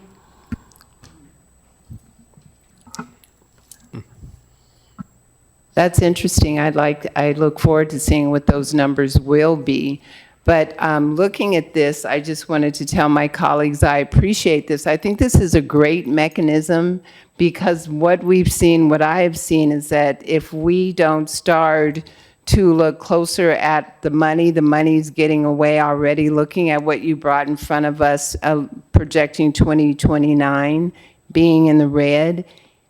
I like the transparency about this. I like the openness and the mechanisms that as we move forward, I look forward to getting through this, so I'm going to shut up and keep it brief. But I appreciate this being implemented and keeping us in check. So this is a great mechanism so we can all see where we are and where we're headed. So I totally support this. Councilor Hanson. Direction to staff. Bryn, so looking at the upper end of this, if we're at, currently, if we're at 50%, we need to transfer money from the reserve to the general fund. General fund to the reserve. General fund to the reserve. So if we switch it to 50%, we will have to, we'll basically at the end of the day, we'll have less money for operations because we will have to put more money into the reserve. Or am I low blood sugar and have this flipped? Could you clarify that for me, please? Like what's the consequence of changing it from 37 to 50%? So right now it's at 50%. So this would drop that to 37%. So it means we would transfer money into the reserve and capital funds at a lower threshold than we would. So if we have 37% of the ending fund, sorry, I'm not saying this right. If we have a certain amount of the ending fund balance, so if it exceeds 37% of our operating, the rest of that would go into those funds. Right, and so the second part is the question of the consequence. Run me through what happens when we change it from 37 to 50. From 50 to 37, you mean? Right. From 50 to 37. Less money for operating. Right, that's what I thought. Yeah. But how else do you fund capital? Well, that's Right. yeah, that's a whole nother, and that's not what we're talking about right here, right now. We're talking about just moving around these numbers. So I'm curious to have more discussion about it, and I would love, I could get behind, a staff-led presentation of how this might work and how it might build our reserve fund and build our capital fund, and it sounds like that's what you're asking for. Correct. I think, exactly, and I think what's going to happen is when they come back, in a nutshell, we know that 16.67 is, we've locked that in, we're not changing that. And again, this is in real time, this isn't a budgeted number. But the 37%, we would say, the question for staff, when they come back to present this, is saying, this is what's going to happen to our services and our operations if you set a real-time target of above 37%. That's the only question they're going to ask. These are the services that would be affected if you had this policy at 37%. Again, in real time, not budgeted. Now, there will be a separate discussion that's a little bit different from this when staff is preparing the budget of saying, we still have 13, we're spending it down, but we're still up in 40 some odd % of general fund in real time, not budgeted. It is right now. Mm-hmm. When we come to the end of as the budget is starting to be built, the question, and it is separate from this, is going to be, is there any amount of that council and staff want to move proactively at the new biennium, not in the middle of a biennium. We should not transfer any money during a biennium, that budget's set. But as we think about 27, 29, which is being built, or starting to be built, we will have a separate discussion that says, if you take this money and you move it, this is what we think. When I say we, it would be staff. We think you should take this much money and put it into reserve and capital, just so that we can build a 27, 29 off of that. And the trade-off will be, if we do this, these are the services, these are the operating expenses that will take a hit. And then we have that discussion is, do we want to do that then? And that is the discussion will come. This is just this has nothing to do with the budget. No, I get it now. I get it now. It's more proactive. It's less operational. So we are right up to the edge of our Okay. 7:30 timeframe. I move to extend or to suspend the rules entirely for time limits. I'm ready to go. Let's go. Okay. Okay. So we are still on this staff direction. So is there direction to staff from this council to come back and to, and does anybody need it read again? So I assume that the two of you are yeses. What do we have? Yes? Yes? Councillor Kaplan? Sure. Councillor Sherrill? Yeah. Okay, so that's a yes. We'll move on to the next one. I think these might move a little bit quicker. Yeah, so if you wouldn't mind, thanks. So this is really kind of, and it should say staff direction. This is the mechanism.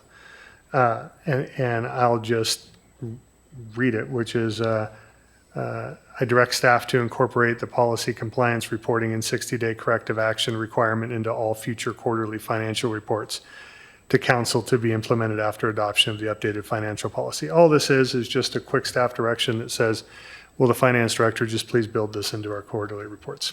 Just to say this is looking out 2 or 3 quarters to see if we're going to hit that tripwire. That's all this is. Sabrina, I'm assuming that this is information that staff is already tracking and it's just simply a process of notifying the council. So, but can you tell us if there's any particular, is this a major lift that the way you understand it? The current quarter, absolutely, but doing 3 future quarters will be an additional lift. And how big of an additional lift is that? Well, it's, updating the forecast, any known issues that are coming in. It just really depends on what's going on in the finance department as well during the time period, but I think we can do it. You can do it. Okay, Yeah. thanks. Councillor Bloom. Yeah, just to shed some context to the concern about this quarter, we talked about, Jordan brought this up as a concern, and the way that Jeff and I saw it was that by the time this comes forward in resolution to council, you'll already be past this quarter, so it'll be kicking in for future quarters going forward. We did try to bake in some time for staff to adjust to this. Any other concerns about implementation from staff? Just a point of clarification, looking at the slide. You're looking at the department level or by fund? Okay. Okay, that was where I was wondering Okay. if that was going to require significantly different kind of analysis. If it's more than the general fund, it will be significant. So do we want to include general fund? Thank General you. fund, okay. Great. Okay, with that clarification, is there anything else to present on this slide, Councillor Dale? Are there any other questions? Councillor Bloom, or Duquesne? No, I just appreciate this because having said it's a heavy lift, I agree that as this is implemented, there won't be a need for a heavy lift, and some lifts are necessary to keep us on track, so I appreciate this. So in the language that we have in front of us, Councillor Dale, it does say any fund or department, and that's the part that would identify additional analysis. So are we taking out or department? I was reading Or- off of the blue, where it just said I direct staff, where it just said this reporting the 60-day corrective action requirement into, so I didn't.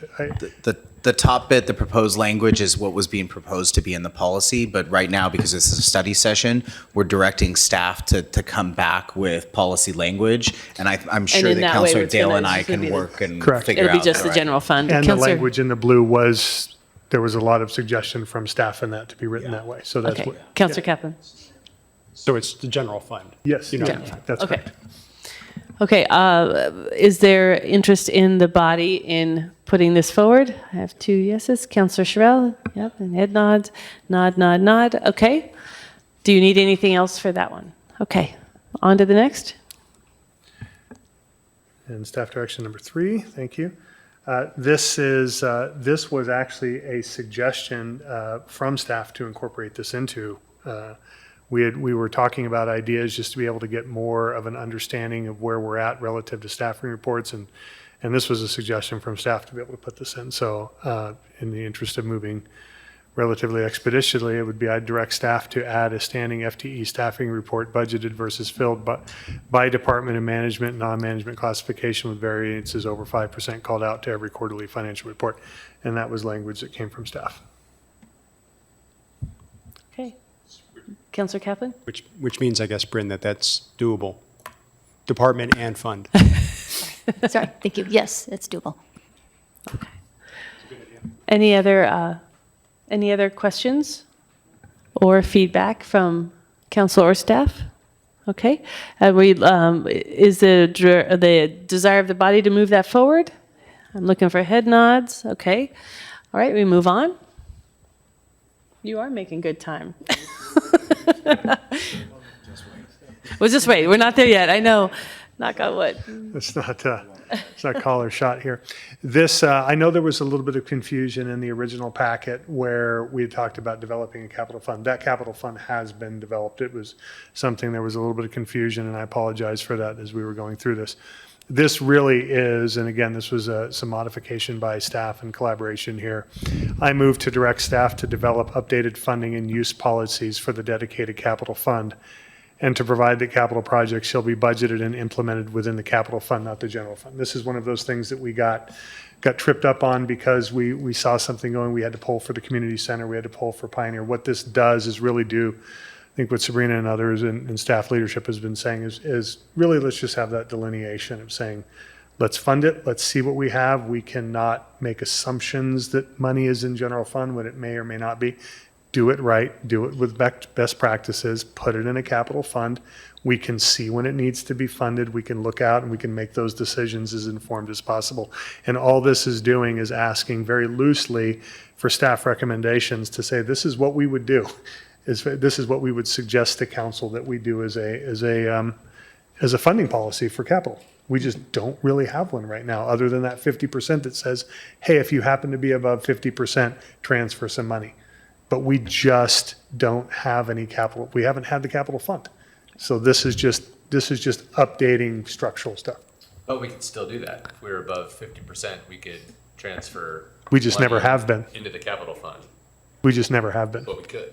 Yeah. Sure. But we should have been. Yeah. Okay. Yep. That's all that is. So anything from staff that council should consider in this? No concerns with this one either. No concerns. This is a personal request. Yes, pardon me? This is a personal request. I want this one. It came from you. Proceed forthwith. So is this the direction of council to move forward with this request? I see head nods, okay. Majority of head nods, all right, moving on. Wish we had a black ball and a white ball. This one, this staff direction number 5 is going to sound like it locks it in, and I'm looking for Bryn and Sabrina on this one, but direct staff in developing the proposed 27-29 budget to include a transfer to the reserve fund and the capital fund such that the general fund maintains an unrestricted and undesignated balance of 25% with the final amount subject to council discussion and budget adoption. This is something, Sabrina, correct me if I'm wrong, that you and I had chatted about a little bit. Not necessarily that number, but the discussion of saying we need to have that discussion in advance. So this is more fluid than it sounds, and I just want to preface this by saying this is the discussion that I'm really looking forward. I think we are looking forward to. So take this with this should be interpreted as a conversation starter. Yeah, so I would like staff to return with some options for council to consider, and really it's the speed in which we build these funds up, because that has a direct impact on our ability to operate. And so we've already started kind of thinking through the slow lane versus the fast lane on how we do that and the impacts that will have. I just have a clarifying question about the 25%. I think you can delete that. Great. Councilor Bloom. Yeah, I have a question. I'm wondering if part of this future discussion can also be around the contingency fund and the acceptable legal uses of that fund. In kind of going through all of the finances and kind of preparing for all of this, one thing that stood out to me is that we tend to put forward a budget that covers, all the operational stuff, basic services, police, fire, ambulance, but included in that is a lot of what I would call special projects, that whether it's staff that wants to undertake them or whether it's council that wants to undertake these projects. And I'm wondering if it would be prudent to maybe have a little bit more of a deliberate process where excess money beyond what is just like the basic things to run a city are put into a separate dedicated fund that then has to be voted on by council individually. So if I want to spend X amount of, maybe I want to spend an extra $100,000 on homeless services, we have to come forward, we have to do that. It's not built into the budget. It's something that we do by doing a budget supplemental, by pulling from contingency to go in. That way there's a lot more transparency in where any extra funding might be going based on council priorities. Well, also, if I could add on too, in an event where the city needs money and it's like, oh crap, we can't do payroll for whatever reason, you can come to council and we can say, yeah, of course, pull it from contingency, use it that way. But again, it's deliberate and transparent. Yeah, I think we can bring forward kind of the definition of contingency, which is really for operating necessity versus the creation perhaps in the council budget or another area of where some funding is put for council to decide to use throughout the budget. So an example of that, Medford uses their marijuana dollars in this way. They've created a council fund, and council decides how they want to use those funds throughout the year. So we could look at doing something like that. Awesome, because I'm very conscious of the fact that if we're going to start kind of limiting the ability to use ending fund balance, that where can we place some of that money so that it is available in the event of an emergency, non-emergency, if that makes sense, because it's not coming out of the reserves. Yeah, I think the question is going to be where the funding for that comes from, right? So if we take general fund money and put it towards that, then we're taking it away from operations. So it just goes back to that conversation we need to have around some of our operations. Around cuts, right, absolutely. One of the things I wonder about, and I mentioned this a little bit earlier, is the target for the reserve fund. And we have it, set, and there was good reasoning behind setting it for what it was, but the circumstances have changed. And I think I would like to see us have a conversation about what that number should be, alongside the question of what is the appropriate speed at which you aim for that figure.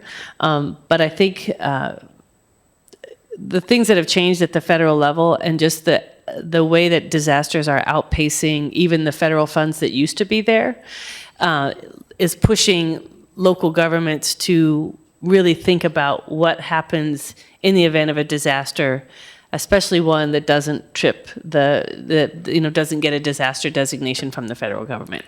And so I would like to just add that into this mix, is that we would have more of that conversation. I know some people who have some resources about some of the ways that communities are thinking about what they have to be able to immediately get a hold of. And I think in that sense, we can be looking at some of these other funds as potential emergency sources of funding. Yeah, so I think when we're looking at other funds, like our utility funds, our utility directors have a goal of having, more than 90 days of operating for the very reasons you've pointed out. I mean, general fund is one thing, but if we can't run the wastewater treatment plant, that's a whole other level of concern. So I think we need to start looking at our ending fund balance, which we've kind of traditionally used as reserve or savings, a little bit differently. It's not just to preserve our credit rating. We need to start thinking about what happens if we can't, get state or federal resources. And, talking with the county emergency manager, it's like now over $1 billion of damage now is going to qualify the area for federal funds, which is a large number we have to get federal resources. Yeah. And I would like to point out that this particular study session item originally was a discussion about the reserve fund. And it was, and we moved this to have this here to be able to have that. So one thing for maybe the mayor and the city manager, as you discuss agendas and so forth, we know we have September 15th coming up with a resolution. that may necessitate another study session or something where we can actually dive into that so that we get that resolution correct, or however that works. But that might be something that I think definitely deserves special focus, however that works. All right, any other comment or questions? All right, is the will of the body to move this forward to staff direction, what has been presented here? Including the discussion And, around these. and then including the discussion of the target for the reserve fund. Was there anything else? The contingency. And the contingency. possible staff Or council fund. And Yeah. Did you have something? I had the size of the reserve fund, the target. I'm not understanding the contingency discussion, so, but if there's going to be some clarity in a proposal, then maybe I'll understand it when it's proposed in writing. Yeah. So do we have agreement? I'm seeing heads nodding. And I guess Go ahead, just Councilor one Kaplan. thing, and you did say it, Mayor, but I want to make sure that we're focused on it. That it's not just the size of the reserve fund, which I think that's a discussion, a deep discussion to have, but the speed with which we move to it, because any transfer from the general fund into a special reserve fund is like an expenditure at any time. So that's an additional burden on the expenditure side of our general fund, meaning it's got to be offset by revenues or other sorts of cuts in expenditures in order to make it. Mm-hmm. Yeah, there's definitely deeper conversation to be had. Go ahead, Councilor. Oh, I just moving on okay. These were a collaboration with staff as well and staff request, and I think it's to Councilor Kaplan's talk about PERS. And this is, I direct staff to return within 90 days with a report on updated financial policies and best practices, which we're working on, including PERS liability modeling for future forecasts, and a consolidated financial policies manual. As described, it doesn't really matter. This is two things. Number one is at least have a discussion and best practices around PERS liability. And that's something that I know Brandon and Jordan and Sabrina have really dug into, because PERS is one of those things that is, it's difficult. I know it was difficult for me to understand. I mean, I know what PERS is, but a lot of what we're currently paying is for past employees, and we have current employees that will become past employees eventually in future and so forth. But the fact of the matter is that it's something that we need to, it will help us understand staffing models. It will understand us understanding our operating capabilities, and just be able to have a more informed understanding of what's going on when we extract it, even though it's not a move it out to move it back in. This is just what it looks like. And I'm guessing that Councilor Kaplan will have a little bit to say about this relative to what it allows us might be able to do relative to having PERS, or I don't want to be speaking for you, but. Councilor Kaplan? Yeah, no, I'm super interested in this. I don't have any solutions. PERS, the whole discussion of PERS is wickedly complex, because we're talking about actuarial projections, depends on the discount rate, depends on a whole bunch of different things. I'm a little, I'd like to get some clarity between the difference between the net pension liability and the unfunded actuarial liability. Are those similar, the same thing? Is that some different aspect of it? Because our allocation of our net pension liability from the state, it's a statewide pension system, is it's actually gone down a little bit over the last few years. Our allocation of the net pension liability has declined from 0.19% of the total net pension liability of PERS to 0.16% of the state's wide net pension liability. Now those are tiny percentages of large numbers. So that suggests to me I'm just a little confused about why. At the same time, I see in our annual financial report that our net pension liability has increased over that same period of time. So I'd like to understand all the dynamics there so that we can figure out some strategies for managing it. Yeah, and I think, it was, we dug into this with Brandon, with Jordan too, and I think a lot of it is I think one of the numbers, Brandon, correct me if I'm wrong, that's kind of the scary number coming up is 2038. There's other things where it's going vertical. And so it's one of those things that we just need to at least be looking at. And we talked earlier about setting up future councils.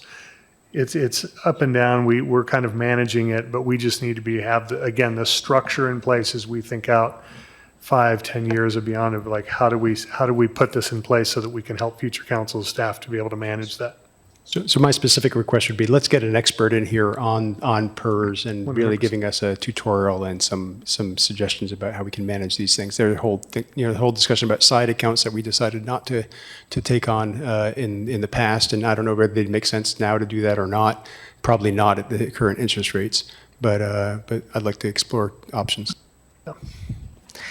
Well, and the unfunded PERS liabilities have been a question that just keeps cycling back around, and that we are in a real bind until 2038, when the corrections to the system, we think, will put it into better alignment. But I think part of that is understanding it, being able to forecast it as best we can, which is difficult, but also being able to understand what we're looking at when we look at PERS in our budgeting processes, to make sure that we can differentiate. Because one of the things I hear during the budget process is people start doing the calculations of PERS, and then they match it up against our current staff, and it gives them what appears to be a really high number in terms of the benefits, and they say this is Cadillac craziness, and those are a lot of that is what we have to pay for people who no longer work here. And so we need, I think there's a bigger discussion around PERS that needs to be happening. Well, and I completely agree. And then again, to Councilor Kaplan's point, it was something that was brought up during these discussions, is that having these discussions and having this visibility allows us to leverage potential instruments or other mechanisms to be able to get out in front of it. Because I know I learned through this process that there were several other municipalities close to us that missed the boat and was like, gosh, if I had known then, we would have been able to get out in front of this. So that's what we're trying to set up here too. Yeah. So are there anything from staff that we should know about with this?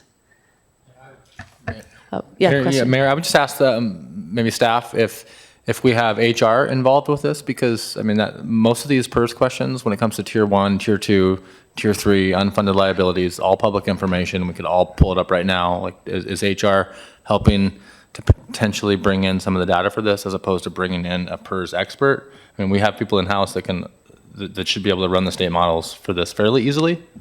So, we can run who is in each tier to kind of gauge that. But in terms of, the overall PERS system, that might be better left to an expert. We are in year 1 of a 3-year study on whether or not a PERS side account makes sense for us. So we are exploring that. So I think, it's one of those things where we can build your understanding, but, PERS is PERS. It's not going away. So I think it's just, what are you looking for in terms of understanding PERS?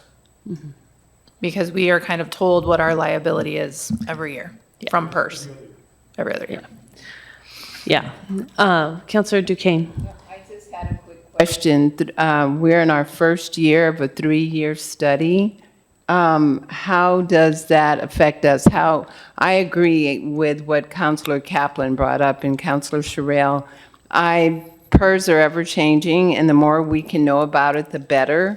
As we are moving closer to this next biennium budgeting, the more information that we have, I believe all of this is informing not only us, but our constituents.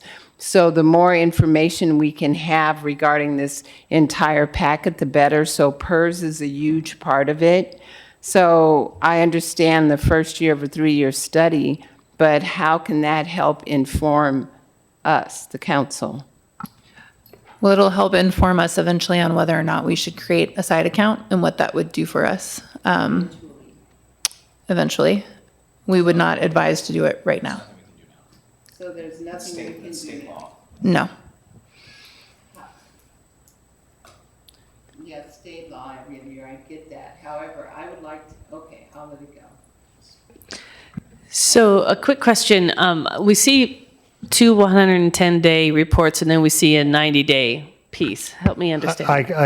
That was just an error in there, and I would gladly change that to 110 days. That was a request that we worked with staff just from a timing and a quarterly standpoint. So yes, I meant to read 110 days, not 90. Okay. So a question to staff.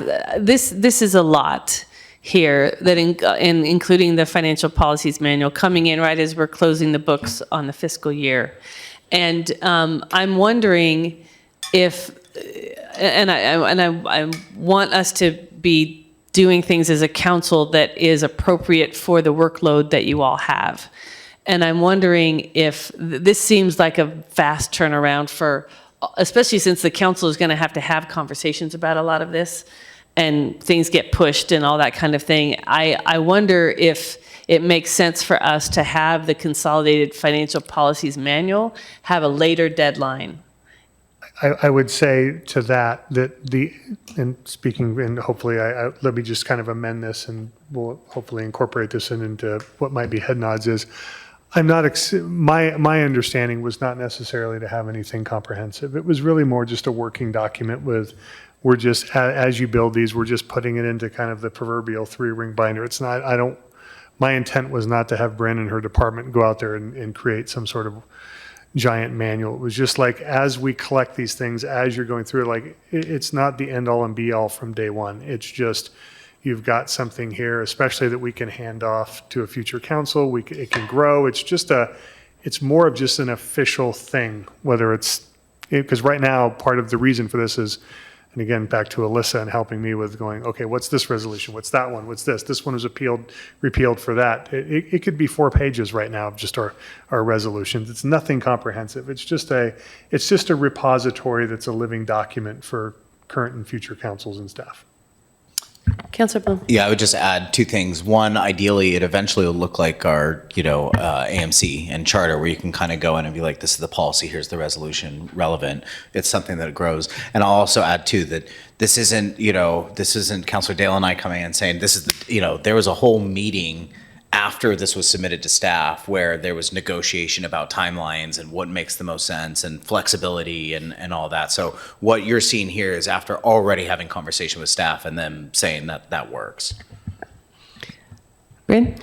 If you don't mind, I would just propose that this is a starting point, and we will just communicate, along the process and work, like Councilor Dale was saying, just work 100%. towards it. Yes. Okay, as long as we understand what the 110-day target means, Yep. and we have a shared understanding of that. Okay. All right.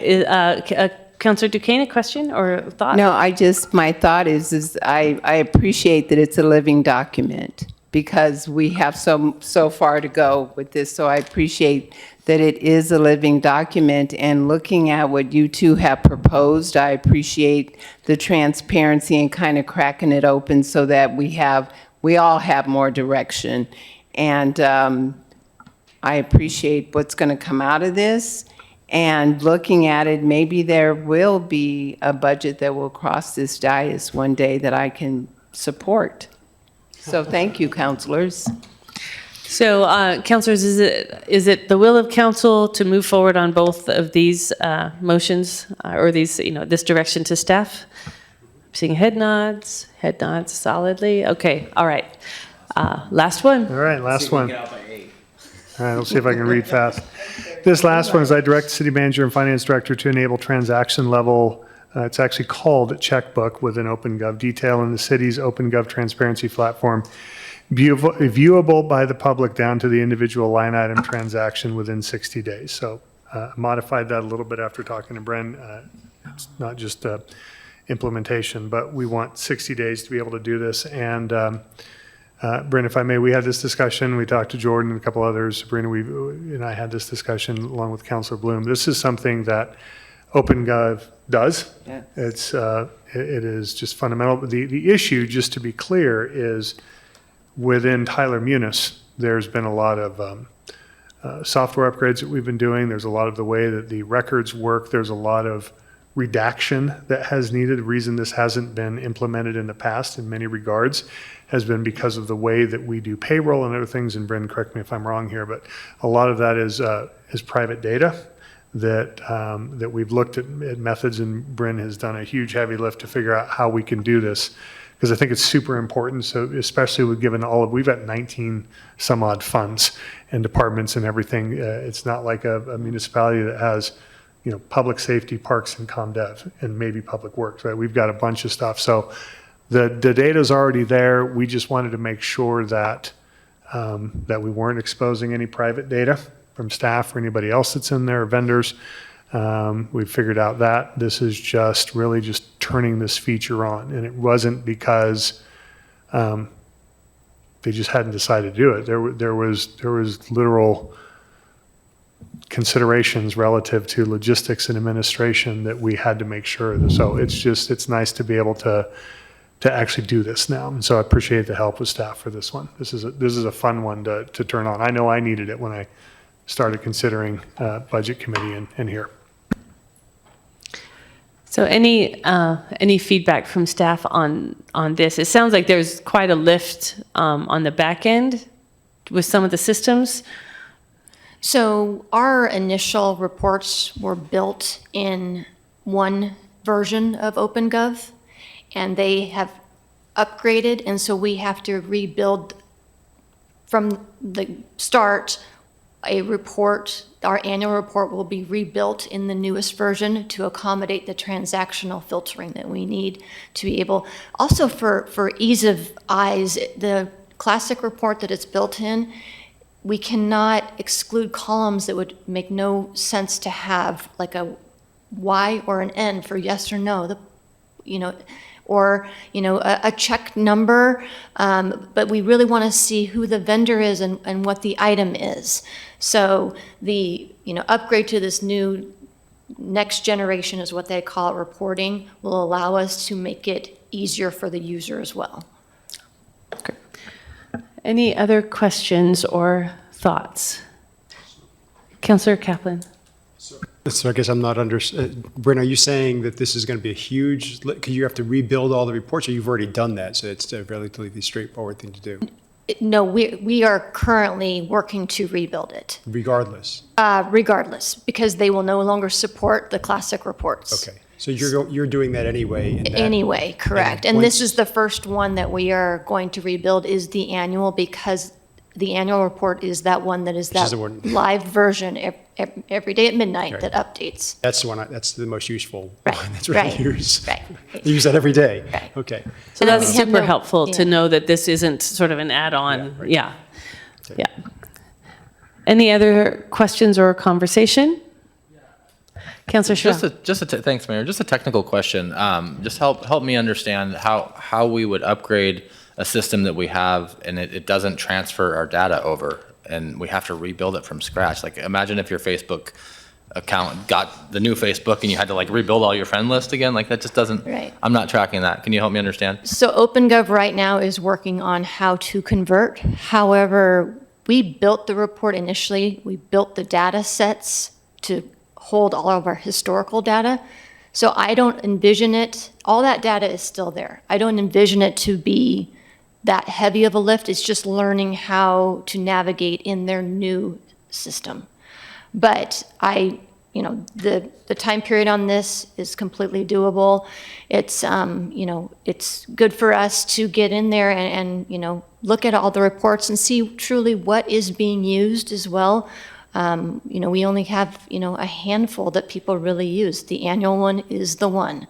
So, I don't see this as a heavy lift because we did the heavy lift 8-9 years ago. Yeah. Thank you. Yeah, Sorry, I don't mean to belittle your skill set. I just, I couldn't understand that. Thank you for explaining. Councillor Kaplan. Yeah, I just want to take the opportunity to thank you, Bryn, for turning on the current fiscal year annual accounting, which I've been asking for every year, and early in the year, and it's already on. It's been on for a week and a half, so thank you so much for that. You're welcome. Councillor Duquesne. So, Bryn, I just wanted to clarity. So this means we can go, like you said, every night it uploads so we can see actual real time, correct?